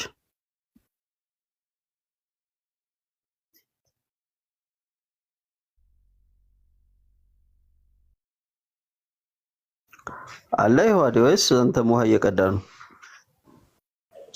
የዋዴተኞች በእርግጠኝነት ተኝቷል። አይዞ ንቃ፣ ቃሉት ያሰማልኝ። ኧረ አለውኝ ጽፌልህ ነበር እኮ አንተ ሰውዬ።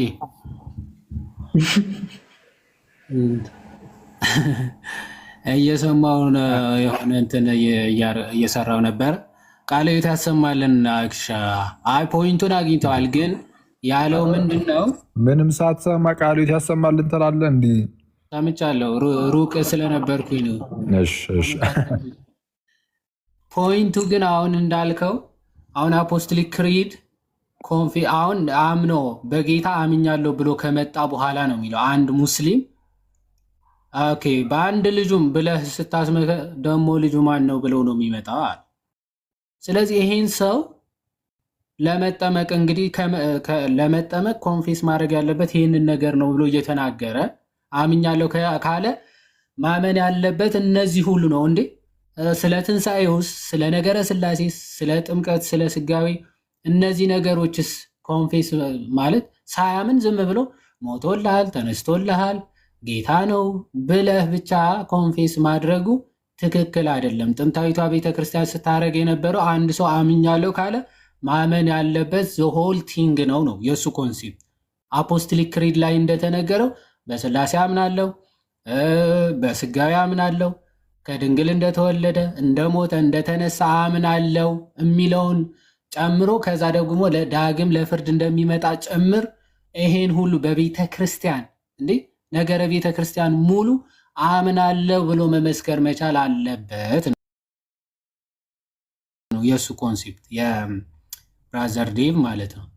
ከዛ ቃሌ ደግሞ ምንድን ነው እያለ ያለው የትኛዋ የፕሮቴስታንት ቸርች ነው እንደዚህ ብላ ሲጀመር አምኖ ለመጣ ሰው እንዲህ በልጁ ምናምን ብላ የምታስመሰክረው? ሲጀመር በልጁ ማምናለሁ በል ስትለው ኢሚዲየትሊ ምን ይላል ነው እያለ ያለው። ልጁ ደግሞ ማን ነው ብሎ ይጠይቃል አይነት ነገር ነው። ሰው እንደዛ እንዳይጠይቅ ዝም ብለህ በቃ ተወልዶ አድኖሃል ሞቶልሃል ብቻ በለው አይነት ኮንሴፕት ነው። ምናልባት በአጭሩ ለማሰማት ያክል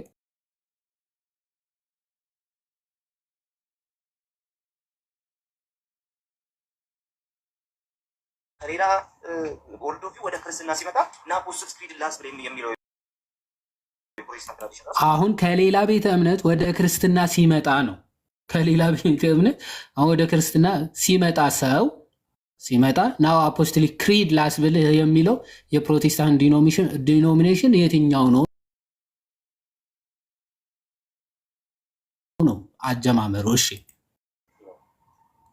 ገና ሰውዬው እኮ ሙስሊም ነበረ። መጣ እኮ በቃ ጌታ ማርኩኛል ብሎ መጣና አሁን ከኔ በኋላ ምለው ትላለህ ብለህ ደግሞ በአንድ ልጁ ስትል ልጁ ማለት ምን ማለት ነው ይላል። ገና ማለት ነው አላስተማርኩም። እኛ ጋር እኮ ልጁ ክህደት ነው ይላል። ኦኬ ስለዚህ በጣም በጣም በጣም ኃይለኛ የሆነ አይተዋል እያለ ያለው ልጁ ከእስልምና መጣ ጌታ ማርኮኛል ምናምን ብሎ መጣ። ስለዚህ ኮንፌስ ስታስደርገው ይሄን ሰው ወደ ኮንፌሽን ደረጃ ወይም ወደ መመስከር ሲደርስ በአንድ ልጁ ማምናለሁ በል ስትለው ደግሞ ማን ነው ልጁ ብሎ ይጠይቃል አይነት ነገር ነው። ስለዚህ ጌታ እኮ ኦልሬዲ ማርኮኛል ብሏል። ተምሮ ነው መቼስ አይደለ የመጣው ወደ ክርስትና የመጣ ሰው ነው።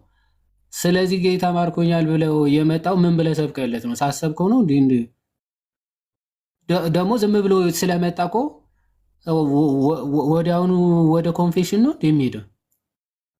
አንድ ሰው ኮንፌሽን ደረጃ ላይ ሲደርስ እኮ ኦልሬዲ አምኛለሁ ተቀብያለሁ የሚለው ደረጃ ላይ ስቴጅ ላይ ሲደርስ ነው ኮንፌሽን ከዛ ኮንፌስ ለማድረግ የሚደርሰው ማለት ነው። ወይም ምስክርነት መመስከር ማለት ነው። ኮንፌሽናል ያመነውን ይመሰክራል ማለት ነው። ስለዚህ ምን አስተምረው ነው ይሄን አምኛለሁ ብሎ የሚመሰክረው? ስላሴ ሳያምን ኦኬ፣ ነገረ ቤተ ክርስቲያን ሳያምን፣ ዳግም እንደሚመጣ ሳያምን፣ ከድንግል መወለዱ፣ መሰቀሉ፣ መሞቱ፣ መነሳቱን ሳያምን ምን ታዲያ ምንድን ነው የምታስመሰክረው ነው? ያ ሰው ከዚህ አንጻር ነበረ ሀሳቡ እንትን የተባለ ነው ያው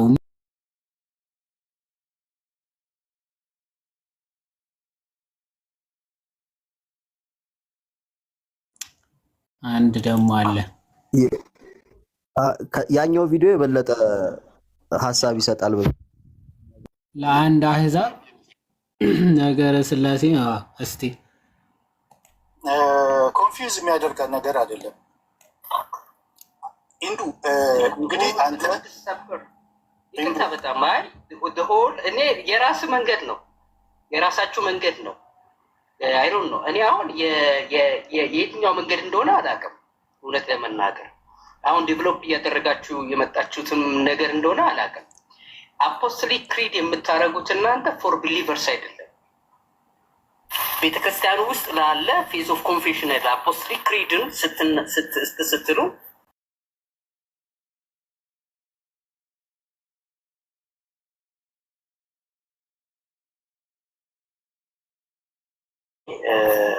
ወንድሜ ዳዊት እና ለምሳሌ አሁን ሄድክም በል አሁን ሰሙዌር አሁን ምንም እሺ ኦርቶዶክስ ከኦርቶዶክስ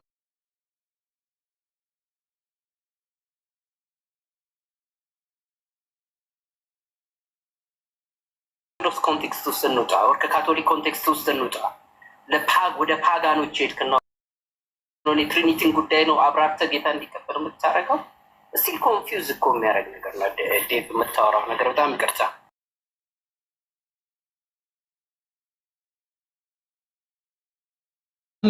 ምን እንዳለ አንድ ሰው ወንጌልን ሰበክለት፣ ጌታ እንዲቀበል አደረገው። ከዛ የትሪኒቲ ኮምፕሌክስ የሆኑ ነገሮች ሰብከ ነው ወይ ጌታ እንዲቀበል የምታደርገው? አንድ ሰው አንድ ከአሕዛብ የመጣ ሰው የትሪኒቲን ኮምፕሌክስ የሆኑ ነገሮችን አስረድተ እንዴት ነው ጌታ ተቀበል ራሱ የምትለው አይነት ነገር ነው እያለ ያለ እኮ ሲጀመር ምንም አሁን እንደዚህ ኮምፕሌክስ ራሱ የሚባል ነው እንዲ ክሪዱ ላይ ያለው ሁሉን የፈጠረ አንድ አምላክ በሚሆን በእግዚአብሔር አብ እናምናለን ብሎ ያ አብ ደግሞ ልጅ እንዳለው መንፈስ እንዳለው ምናምን ነው የሚናገረው። እና ይሄ ለእነርሱ አሁን እርግጥ ነው አሁን ይሄ ቀላል ነው ሁሉም ነገር ምናምን እያልኩኝ አይደለም። ይሄም ቢሆን ግን ይህንን ታዲያ ካላመኑ ምኑን ታዲያ ክርስቲያኑ ሆኑት? ይሄ ማለት ስላሴን ሳያስተምሩ ዝም ብሎ ሰዎችን ምንድነው ክርስቲያን ያደርጋሉ። ከዛ በኋላ የመጣው የምጣ አይነት ነገር እንደዛ ነው የሚመስለው። እና ይሄ በጣም አስቸጋሪ ነው። ስላሴያውያን አይደሉም እንዲህ ነው የሚያስብሉ። ይሄ እንደዚህ እኮ ነው የሚያስቡት። ሁሉን የፈጠረ አንድ አምላክ በሚሆን በእግዚአብሔር ያውም አንድን ኤቲስትን ወይም ፓጋንን ምናምን አስተምረኸው ከዛ በኋላ ስታሳምነው ነው እንግዲህ ይህንን መቀበል አለብህ እንድትድን ማለት ይህንን እንደዛ ትለዋለህ ወይ ነው ያለው። እና ኦፍኮርስ እንዴ የትኛውም ሰው ለመዳን ይህንን ማመን መቀበል አለበት። ይህንን ካልተቀበል ካትድንም የዘላለም ሕይወት የለም። ቅድም እንዳልነው ነው በቃ መድገም እንዳይሆን አስቸጋሪ ነው። አንድ ጥያቄ ልጠይቅ? እሺ ብቻ የሆነ ኤቲስት ቤት የሰማሁት እንትን ነው እና አንድ ቀን ገብቼ አይ ቲንክ ፕሮቴስታንት ይመስለኛል። ፕሮቴስታንት ሆኖ ደግሞ ስለ ኃጢአት ምናምን እያወራን ሰው ከዳነ በኋላ ኃጢአት ይሰራል ምናምን እያለን እየተከራከር ነው ነበርና አይሰራም አለ። ኃጢአት የሚባል ነገር የለም። እኛ አሁን ስጋችን የኛ አይደለም። እኛ አሁን ብልት ውስጥ ገብተናል። ኃጢአት የሚባል ምንም ኃጢአት ብሰራ ኃጢአት እንደውም የለም። ከዛ በኋላ ክርስቶስ ከሞተ በኋላ ይህ ክርስቶስ የሚባለው እና ደግሞ ኢየሱስ የተለያየ ነው አይነት የሚል ትምህርት ሲነግረን ነበር እና በጣም ነው የደነገጥኩ። ሰምቼው አላውቅም። ንስጥሮሳውያን እንደዛ ነገር መሰለኝ ትምህርቱ። ኃጢአት እንደዚህ አይነቶቹ ብሎ መጽሐፍ ቅዱስን ሙሉ በሙሉ የካዱ መንፈስ ነን አይነት እነሱ በቃ እንደዛ የሚሉ ከሆነ በቃ እነዚህ መጽሐፍ ቅዱስን ሙሉ በሙሉ የካዱ በጣም የካዱ ሰዎች ናቸው። ምክንያቱም መጽሐፍ ቅዱስ በተደጋጋሚ እንግዲህ ኃጢአትን አታድርጉ የሚለው እኮ የምርም ኃጢአት ስለሚደረግ እንጂ እንዲሁ አይደለም። ከዝሙት ሽሹ የሚለው ዝሙትን ስለሚደረግ ስጋችን የኛ አይደለም ይላል።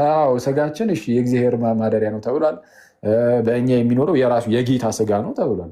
ለምሳሌ እንደ ቆሮንቶስ ምዕራፍ 6 አካባቢ ላይ ይሄ ነገር ተነግሯል። ግን እዛው ጋር ግን ምን ይላል? የጌታ ስጋ ነው ራሱ የተናገረበት ምክንያት ምን ነበረ? ከጋለሞታ ጋር ወይም ከጋለሞታ ማለት ፕሮስቲቲዩት ማለት ነው። ፕሮስቲቲዩት የሆነች ሴት ከእነዚህ አይነት ሴቶች ጋር አትውጡ ይልና ማለት እንደዚህ አይነት የሆነ አደልትረስ የሆነ ነገር ውስጥ አትግቡ፣ ግንኙነት አትፈጽሙ ከእንደዚህ አይነት ሰው ጋር። የእሷ መሆኑ አይደለም ግን በቃ ወደ ዝሙት ምናምን ወደ እንደዚህ አይነት ቦታ ሰዎች ይሄዱ ስለነበረ ከእሷ ጋር ሄደ ዝሙት ስትፈጽም ሴክሹዋል በሆኑ ነገር ውስጥ አንድነት ይፈጠራል። አንድነት ስለሚፈጠር የጌታን ስጋ ሄደ የማን ስጋ ታደርጓለህ? የጋለሞታ ስጋ ታደርጓለህ። ከእሷ ጋር በዝሙት ስትተባበር የጋለሞታ ስጋ ይሆናል ስጋ። ስለዚህ የጌታን ስጋ እንዴት የጋለሞታ ስጋ ታደርጓለህ ይላል። አሁን የእኛ ስጋ የጌታ ስጋ ነው ካልክ በኋላ ራሱ በኃጢአት የጌታን ስጋ እንደዚህ ልትበክል ትችላለህ። ስለዚህ ምን ይላል? ምን አለ ዘበር? ከዝሙት ሽሹ። ሰው የሚያደርገው ኃጢአት ሁሉ ከገዛ ስጋ ውጭ ነው ይልና ዝሙትን የሚፈጽም ሰው ግን በራሱ በስጋው ላይ ይፈጽማል ይላል። ዝሙትን ይፈጽም በምን? በራሱ በስጋው ላይ። አየህ፣ ለምሳሌ መግደል ቢሆን፣ መዋሸት ቢሆን፣ ምቀኝነት ቢሆን፣ ምን ቢሆን ሌላ ሰው ላይ ነው እነዚህ ነገሮች ሁሉ የምታደርጉ። ዝሙት ሲሆን ግን ስጋህን ነው ስጋህን የራስህ ስጋ ላይ ኃጢአትን ታደርጋለህ። ስለዛ ኃጢአት አለ ኦፍኮርስ እና እነዚህ ዝም ብለው በጣም ከመጽሐፍ ቅዱስ ሀሳብ የወጡ ሰዎች ነው የሚሆኑት እንጂ ኃጢአት አለ። ክርስቲያኖች ኃጢአትን ማድረግ የለባቸውም መጽሐፍ ቅዱስም ይናገራል። ልጆቹ ኃጢአትን እንዳታደርጉ ይህን እጽፍላችኋለሁ ብሏል ዮሐንስም በመጀመሪያ መልእክቱ ምዕራፍ 2 ቁጥር 1 ላይ ኃጢአትን እንዳታደርጉ ይህን እጽፍላችኋለሁ ይልና ግን ኃጢአትን ብናደርግስ ግን ያው ስለምናደርግ ማለት ነው ስለምናደርግ እዛው ጋር ማንም ኃጢአትን ቢያደርግ ግን ይላል እዛው ጋር ስለዛ ኃጢአትን እናደርጋለን። ማንም ኃጢአትን ቢያደርግ ግን ተስፋ የለውም። አያችሁ፣ ማንም ኃጢአትን ቢያደርግ ግን ተስፋ የለውም። በቃ ሞቶ ይቀራል አይልም። እንደዛ አይልም። ኃጢአትን ብናደርግም ኃጢአት ማድረግ የለብንም። ግን ብናደርግም ግን ተስፋ አለን። ስለዛ ምን ይላል? ማንም ኃጢአትን እንዳያደርግ እጽፍላችኋለሁ ልጆቼ ሆይ ይላቸውና ማንም ኃጢአትን ቢያደርግ ግን አይዟችሁ ተስፋ እንዳትቆርጡ ነው። ከአብ ዘንድ ጠበቃ አለን፣ እርሱም ጻድቅ የሆነው ክርስቶስ ኢየሱስ ነው። እርሱም የኃጢአታችን ማስተሰሪያ ነው። ለኃጢአታችን ብቻ ደግሞ አይደለም ለዓለም ሁሉ ኃጢአት እንጂ ብሎ ይናገራል። ስለዚ ኃጢአትን ክርስቲያኖች አታድርጉ፣ ማድረግ የለብንም። በቃ ክርስቲያን ከሆንን ኃጢአት በፍጹም በቃ ኃጢአት ማድረግ የለብንም። ግን አሁን አያችሁ የለብንም ማለት አናደርግም ማለት እኮ አይደለም። ለዛ ነው አሁን ዮሐንስም ኃጢአትን አታድርጉ አለ። ግን ማንም ከእናንተ መካከል ኃጢአትን የሚያደርግ ሰው ቢኖር ግን ይላል ደግሞ እዛው ጋር መለስ አድርጉ። ስለዛ ሰው ኃጢአትን ሊያደርግ ይችላል፣ በኃጢአት ሊወድቅ ይችላል። ማንም ሰው ኃጢአትን ማድረግ የለበትም እንዳትረሱ፣ ልናደርግ አይገባንም። ይህ ማንም ግን ኃጢአትን ቢያደርግ የምትለዋ ቃል ለእኛ ፈቃድ የምትሰጥ እንዳትሆን ኃጢአት ለመስራት ዮሐንስ ሲጽፈው እኛ ኃጢአትን እንድንሰራ ፈቃድን እንደዛ እየሰጠ አይደለም፣ እንደዛ አስቦ አልጻፈም። ስለዛ እንደነዚህ አይነት የመጽሐፍ ቅዱስ ክፍሎች እኛ ኃጢአት እንድንሰራ ፈቃድን የሚሰጡ አይደሉም። ስለዛ ክርስቲያን ጌታውን ማሳዘን የለበትም፣ ከኃጢአት ርቆ መኖር አለበት። ግን ደግሞ ደካሞች ነን በተመሳሳይ ሰዓት ገና እንደው ፍጽምና ላይ አልደረስንም። ገና እንደው ይሄኛው ስጋችን ግሎሪፋይድ ሆኖ የከበረ ስጋ ሆኖ ገና አልተነሳንም። ያኔ ፍጹም ሆነን ምንም ኃጢአትን አንሰራም። አሁን ግን በዚህ በደካማው ስጋ እስካለን ድረስ ሰው ይወድቃል ደግሞ ይነሳል። ስለዛ ስንወድቅ ግን ኃጢአት ሰርተን ስንወድቅ ግን ተስፋ ቆርጠን በዛው ጭልምልም ብሎብን እንዳንጠፋ ምን አለ? አይዟችሁ በአብ ዘንድ ጠበቃ አለን፣ እርሱም ጻድቅ የሆነው ክርስቶስ ኢየሱስ ነው። እርሱም የኃጢአታችን ማስተሰሪያ ነው። የኃጢአታችን ብቻ ደግሞ አይደለም፣ ለዓለም ሁሉ የኃጢአት ማስተሰሪያ ነው። ስለዛ ጌታ ኢየሱስ ለዓለም ሁሉ የኃጢአት ማስተሰሪያ የሆነ የት ነው? በመስቀል ላይ እጆቹን ዘርግቶ ደሙን አፍሷልና የኃጢአት ማስተሰሪያ ነው ጌታ ኢየሱስ ለዓለም ሁሉ። አሁንም ኃጢአትን ስንሰራ ያኔ በመስቀል ላይ ያፈሰሰው ደም አሁንም ከኃጢአት ያነጻናል። ለምንድን ነው እስካሁን ድረስ እንደዚህ ደሙ ሊሰራ የቻለው? ለምንድን ነው? ጌታ ኢየሱስ ሞቶ ስላልቀረ፣ ይልቁንም ሞቶ ተነሳ።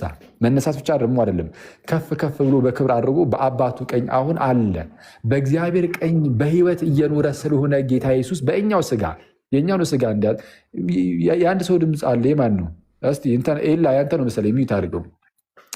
ጌታ ኢየሱስ በዚሁ ስጋ በተዋህዶ ስጋ ግን ደግሞ በትንሣኤ ስጋ ሞቶ ስለተነሳ ጌታ ኢየሱስ በትንሣኤ ስጋ ከፍ ከፍ ብሎ አድርጎ በአባቱ ቀኝ ተቀምጧል። በአባቱ ቀኝ ስለተቀመጠ በሕይወት እየኖረ ስለሆነ ሞት ስለማይዘው በመስቀል ላይ አንዴ የሰራው ያ ስራ ዘላለማዊ ሆኖ እንዲቀጥል ያደርገዋል። ዘላለም የሆነው እንዲቀጥል ያደርጋል። ስለዚህ ኃጢአትን ስንሰራ አሁን ድጋሚ ክርስቶስ ደግሞ ለዚህኛው ኃጢአት መጥቼ ሊሰቀል ማለት አይጠበቅበትም። አንድ የሰራው ስራ ስላለ ምንድነው ንስሐ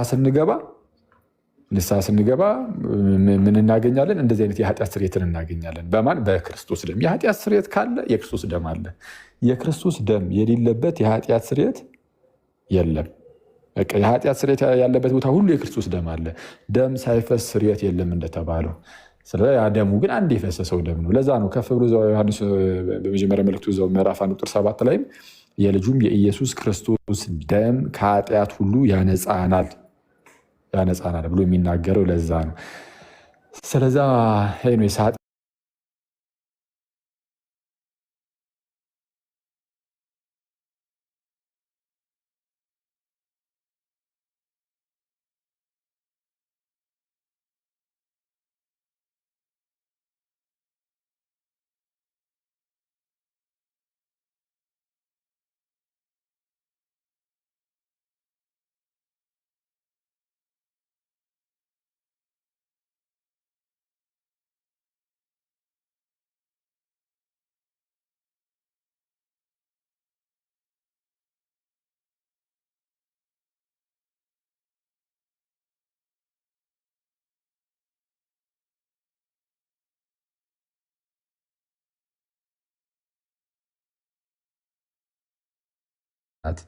ከአንተ የሚፈልገው እግዚአብሔር እንደው ይህን ሁሉ ኃጢአት ማሰርተ እስቲ እንደው መቼስ ይሁን እንጂ ምናምን አይደለም የሚል ኧረ ናልኝ ብሎ የሚጠብቅ ጌታ ነው እንዴ።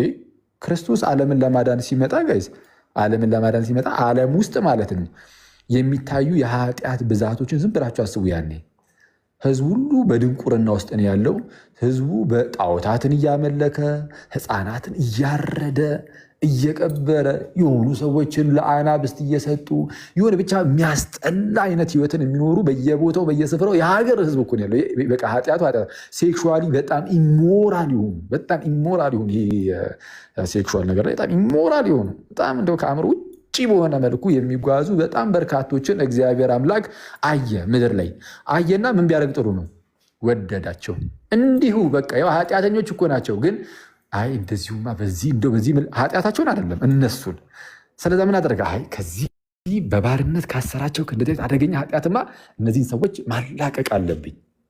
ስለዚህ በቃ ክንዴን ልላክ አለ እግዚአብሔር አብ። አየህ፣ ብርሃኔን ልላክ፣ ክንዴን ልላክ፣ ቃሌን ልላክና ልፈውሳቸው። ቃሉን ልኮ ፈወሳቸው እንደተባለ እርሱም ጌታችንና መድኃኒታችን ኢየሱስ ነው። የእግዚአብሔር ክንዱ የሆነው ጌታ ኢየሱስ ነው እና እግዚአብሔር ልጁ ኢየሱስን ላከ። ስለዚህ በኃጢአት ቀንበር ውስጥ በኃጢአት ባርነት ታስረው የነበሩትን እነዛን ሁሉ ህዝብ የራሱ ለማድረግ እግዚአብሔር ምን አደረገ? ልጁ ኢየሱስን ላከ። ልጁ ኢየሱስ ክርስቶስ የመጣው እነዚህ ሁሉ ህዝቦች ስለተወደዱ ነው። አሁን አንተ የምትሰራት አንዲት ኃጢአት እንደው በጣም መጥፎ እንደው ዝሙት ውስጥ ገብቻለሁ በጣም አደገኛ የሆነ ይሄ ሴክሹዋል ነገር ላይ አሁን ብዙ ሰው ቢፈተነው እንደዚህ ስለሆነ እንደው በጣም አስጨናቂ ነገር እንደው አድርጌያለሁ ፈጽሜያለሁ ሊል ይችላል። ለአእምሯችን የሚከብድ ነገር ሰው ሊያደርግ ይችላል። በጣም ለአእምሮ የሚከብድ ነገር የፈለጋችሁት ሊሆን ይችላል። ስቲል በቃ እግዚአብሔር የሚፈልገው ከዛ አሁን ካለህበት ባርነት አንተ ነፃ ማውጣት ነው የሚፈልገው እና የአንተ ኃጢአት ምንም ከእግዚአብሔር ምሕረት ጋር ንጽጽር ውስጥ አትገባም። ልክ እንደዚህ አይነት ኃጢአት ከዚህ የከፋ አደገኛ ኃጢአቶችን ያደረጉ በርካታ ህዝቦች አልፈዋል። ከአዳም ዘመን ጀምሮ አስቡት ምን ያህል ሰው እንዳለፈ። የመጀመሪያው ሰው ቃየልን አትመለከተውም? እንዲህ ላጥ አለ፣ ብድግ አደረገ፣ ወንድሙን ሲገድል ታየዋለህ። ወንድሙን አቤልን እንዴ በጣም የሚያስደንቅ እኮ ከማን ተማሩ እኮ የሚያስብሉ በጣም ኤኒዌይስ ከሰይጣን ተማሩ የሚል አለ ፊት ግን ኤኒዌይስ ብቻ ብድግ አድርጎ ወንድሙን ገደለ። አንዴ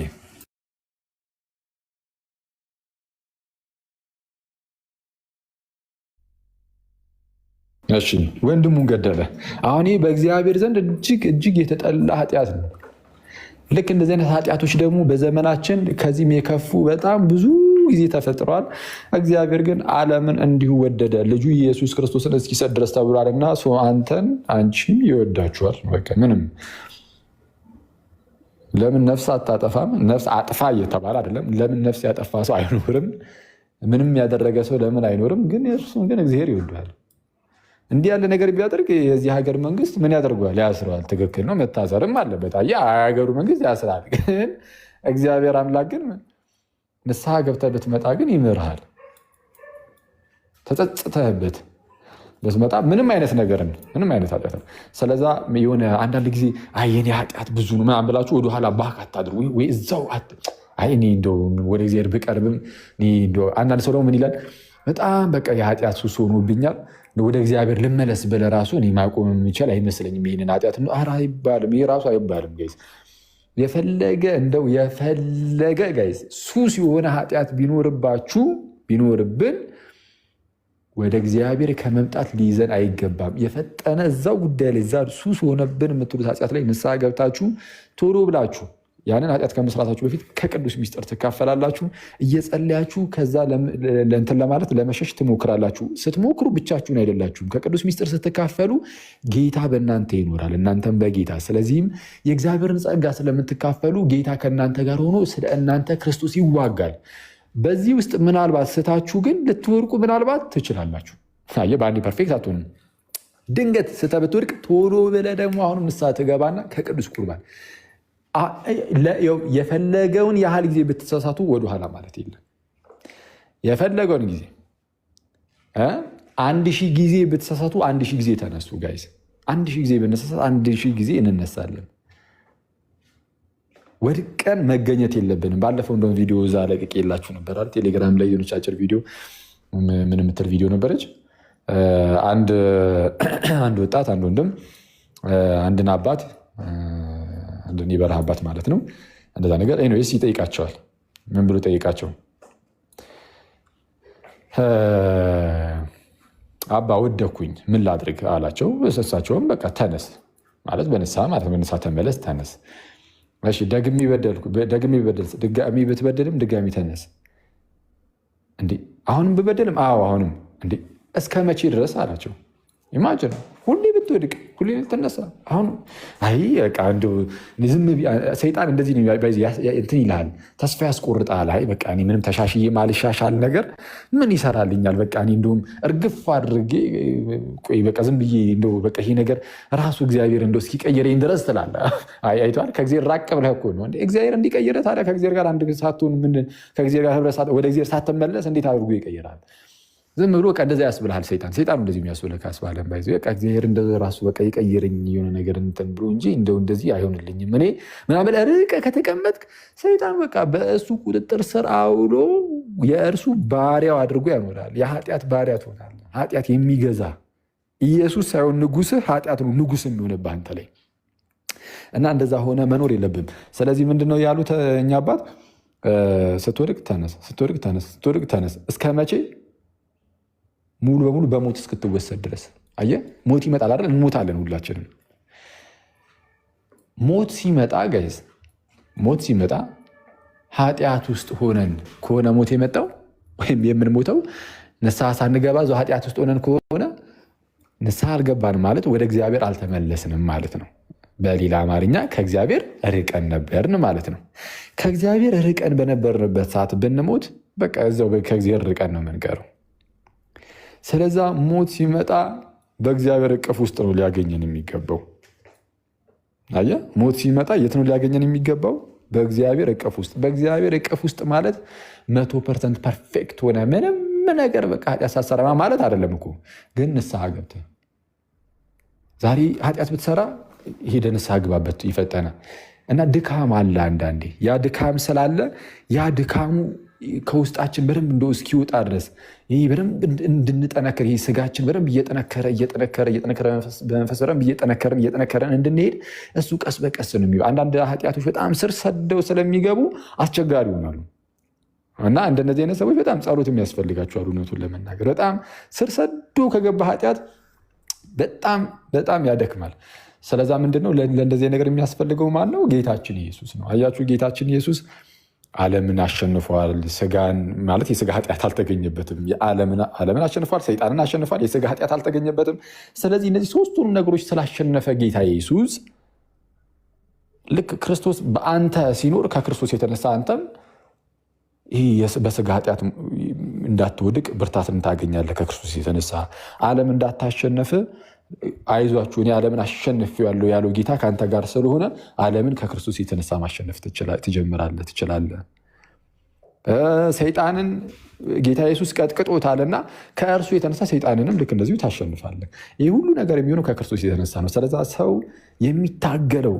የሚታገለው በኃጢአት ውስጥ ስንሆን ምናምን መታገል ያለብን ብቻችንን ከእግዚአብሔር ርቀን ሳይሆን ወደ እግዚአብሔር የተወሰነ አለም አክቹዋሊ ወደ እግዚአብሔር ተጠግተን ከክርስቶስ ጋር ሆነን ነው የምትታገለው። ብቻ እኮ ትወድቃለህ። ምን ታመጣለህ አንተ ደግሞ?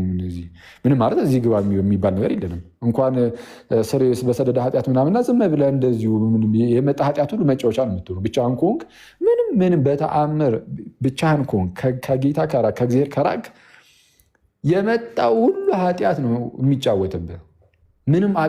ምንም አቅም ስለሌለ ማለት ነው። የለህም በዚህ ደካማ ነህ። ለአንተ በራስህ ምንም አይነት አቅም የሌለ በጣም ደካማ ሰው ነህ። እንደዛ መሆናችንን ማወቅ አለብን። ስለዛ እኛ ብርታታችን ጌታችን ነው። ስለዚህ እግዚአብሔር ስለ እኛ ይዋጋ።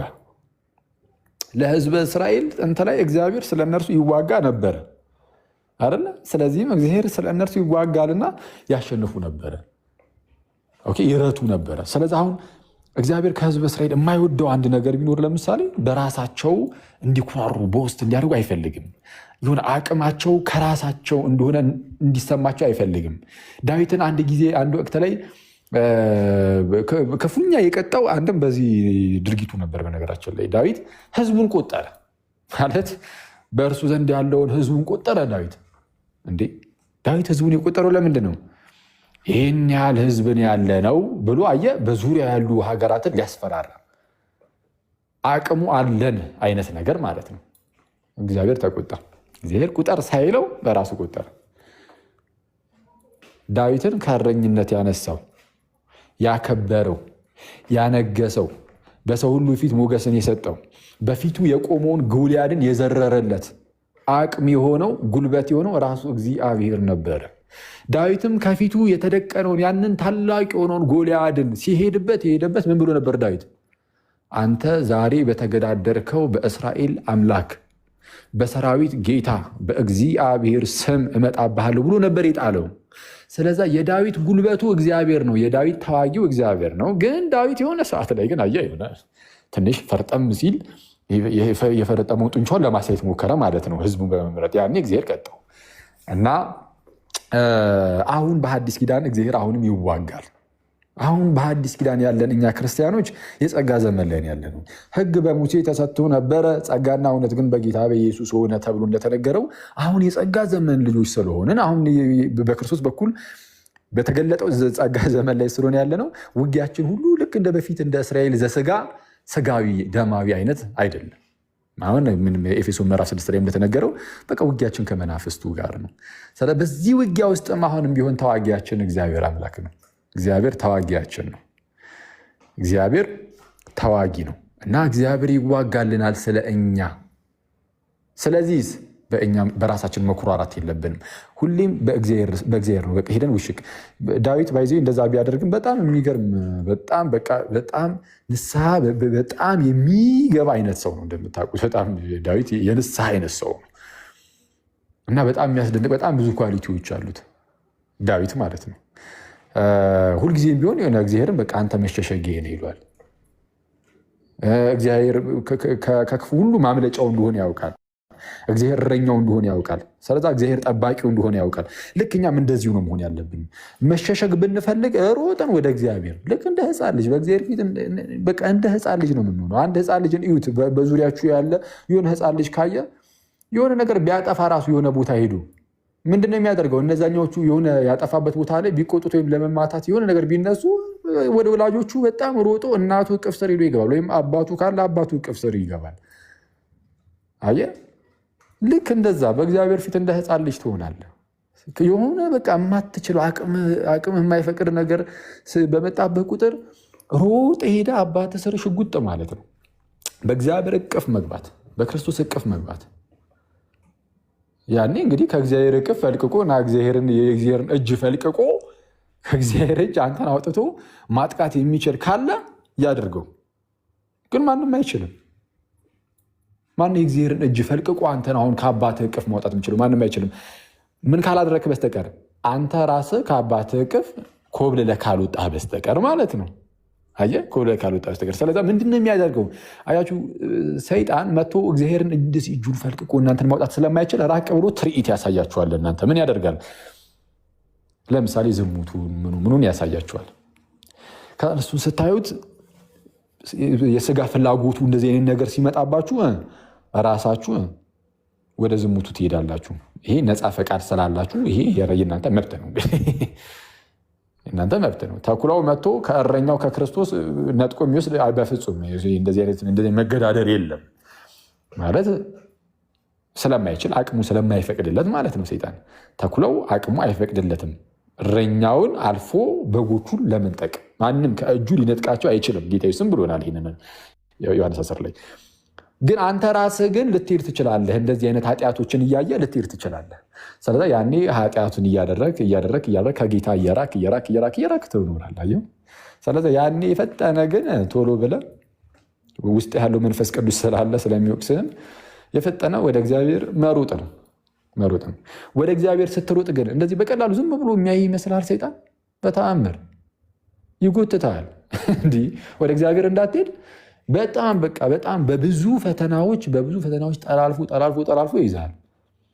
እንዳትመለስ ይፈልጋል። በጣም ብዙ ኢንቨስት አድርጎብሃል። አየህ፣ በጣም እሱ ስራ ፈቶ አንተ ላይ በጣም ጊዜውን ኢንቨስት ስላደረገ ያንን ሁሉ ጊዜ ደግሞ የሰራብህ ከእግዚአብሔር ነጥሎ ሊያኖርህ ስለሆነ እንድትመለስ አይፈልግም ወደ እግዚአብሔር እና ስለዚህ ይህንን አስበህ ትግል አለብን። ትግል አለው። ግን በተቻለ አቅም ብንወድቅም እንነሳለን። ጠላቱ ደስ አይበልህ ተብሎ እንደተነገረ በወድቅም እነሳለሁ ተብሎ እንደተነገረ ስንወድቅ እየተነሳን ስንዋጋ ከእግዚአብሔር ጋር ሆነን እግዚአብሔርን ተዋጊያችን እያደረግነው ከፊት እያስቀደምነው እኛ በቃ እንደ ሕፃን ልጅ እንዳልኳችሁ ከኋላ ድክ እያልን ብቻ የሆነ የምንከለል አይነት ብቻ ነው በለው ብቻ ነው። እኛ እንደዛ ነው ባይዘው ጋይስ እንበለውም ማለት እውነቱን ለመናገር ልበለው አለ በቃ በለው አባ ምናምን እንደዛ ነው እንጂ የሆነ ከእግዚአብሔር ርቀ ዝም ብዬ በራሴ ልታገል የሚለው አዋጭ አይደለም። እዛው ሞተን የምትቀረው ምንም አታመጣም። ስለዛ ወደ እግዚአብሔር እየተጠጋን እየወደቅን እየተነሳን ብንወድቅ እየተነሳን ቶሎ እየተነሳን ሞት ሲመጣ ሁሌም አንተ ዝም ብለህ ወድቀህ እዛው ዝም ብለህ በውድቀት ውስጥ ብቻ የምትኖር ሰው ስላልሆንክ ስለምትነሳ በቃ ሞት ሲመጣም ምንም ችግር የለውም። በእግዚአብሔር እቅፍ ነው የምትሆነው። እድሜ ልክህን ኃጢአት ስትሰራ ብትኖር እንኳን ግን ንስሐ ቶሎ የምትገባ ከሆነ አንተ ሰተት ብለህ ገነት ነህ። ስለዛ ገነት ስትሄድ አሁን የምታያቸው ጀግና ኃጢአተኞች ሊኖሩ ይችላሉ አይደለም፣ ይኖራሉ። በጣም የሀገር እንደ ሁሉም ኦልሞስት በቃ ገነት ስትገባ የሀገር እንዴ አንተም እዚህ ያገኘው ልትል ትችላለህ። አይስቀደደ ነው። ግን ገነት ስትገባ በጣም ብዙ ኃጢአተኞችን ታገኛለህ። ግን የሚሉ ንስሐ የሚገቡ ስለዛ በቃ ንስሐ ተስፋ አለመቁረጥ ነው በእግዚአብሔር። እናንተ ስለፈለፋችሁኝ በቅዱስ ሚካኤል የሆነች ነገር ልቀማምስበት በሉ ይበቃል። ጀግና ኃጢአተኛ ታገኛላችሁ ብለህ ጸዴ ህዝቡን ሁሉ ጀግና ኃጢአተኛ ልታረገው ነው ወይ ልታረገው ነው? ይህ ሁሉ ሰብከህ ትላለህ። መተ መጨረሻ ላይ አቦካው እኮ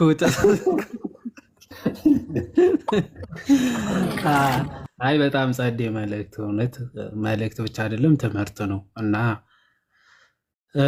አንዳንዴ ዝም ብሎ ከመከራከር ምናምን እንደዚህ ህይወትን የሚያነጹ ህይወትን የሚጠቅሙ ትምህርቶችን መማማር ምናምን በጣም አሪፍ ነው። ክርስቲያን በህይወቱ መስራት አለበት። ስብከት ብቻ ሳይሆን ህይወትን መኖር ይገባልና ህይወታችን ላይ እንስራ። ያው ሌሎች እንደምናመጣቸው ወይም ደግሞ እንዲመጡ እንደምንፈልጋቸው ሁሉ ቤት ውስጥ ያለንም ወደ እግዚአብሔር መሸሸግ መቅረቡ ምናምን በደንብ እንስራበት። እግዚአብሔር አምላክ ሁላችንም ይርዳን። ከዚህ በኋላ ሀሳብ ከተጨመረ እንዳይቦካ አኬ ጸዴ አድርጎ ስላጠቃለለው እና ቃል ታሰማልን። አክሻ እግዚአብሔር አምላክ ረጅም እድሜ ከሙሉ ጤንነት ያድልልን፣ ፍጻሜን ደግሞ ያሳምርልን። እሱ ነው ዋናው። ያ ብላ ሰዓቱ እየደረሰ ነው። ኧረ አዎ በእናትህ ያ እና እናመሰግናለን ሰዎች። ጸዴ ሴሽን ነበረ። ጥሩ ትምህርት ተማማርን እና መልካም አዳር ይሁንላችሁ። እናመሰግናለን። ያሰማልን። ሁላችሁንም አመሰግናለሁ። እሺ ወንድሜ በርታ። በውስጥ ግሩፑ ምናምን ጆይን አድርጋቸው እንዳሉ ማለት ነው። ግሩፑን መኩን ጻፍለት ጆይን አድርግ ምናምን። እሺ ሰላም ደሩ አክሻ። መልካም አዳር። ቴንኪው ብሮ። መልካም አዳር። እሺ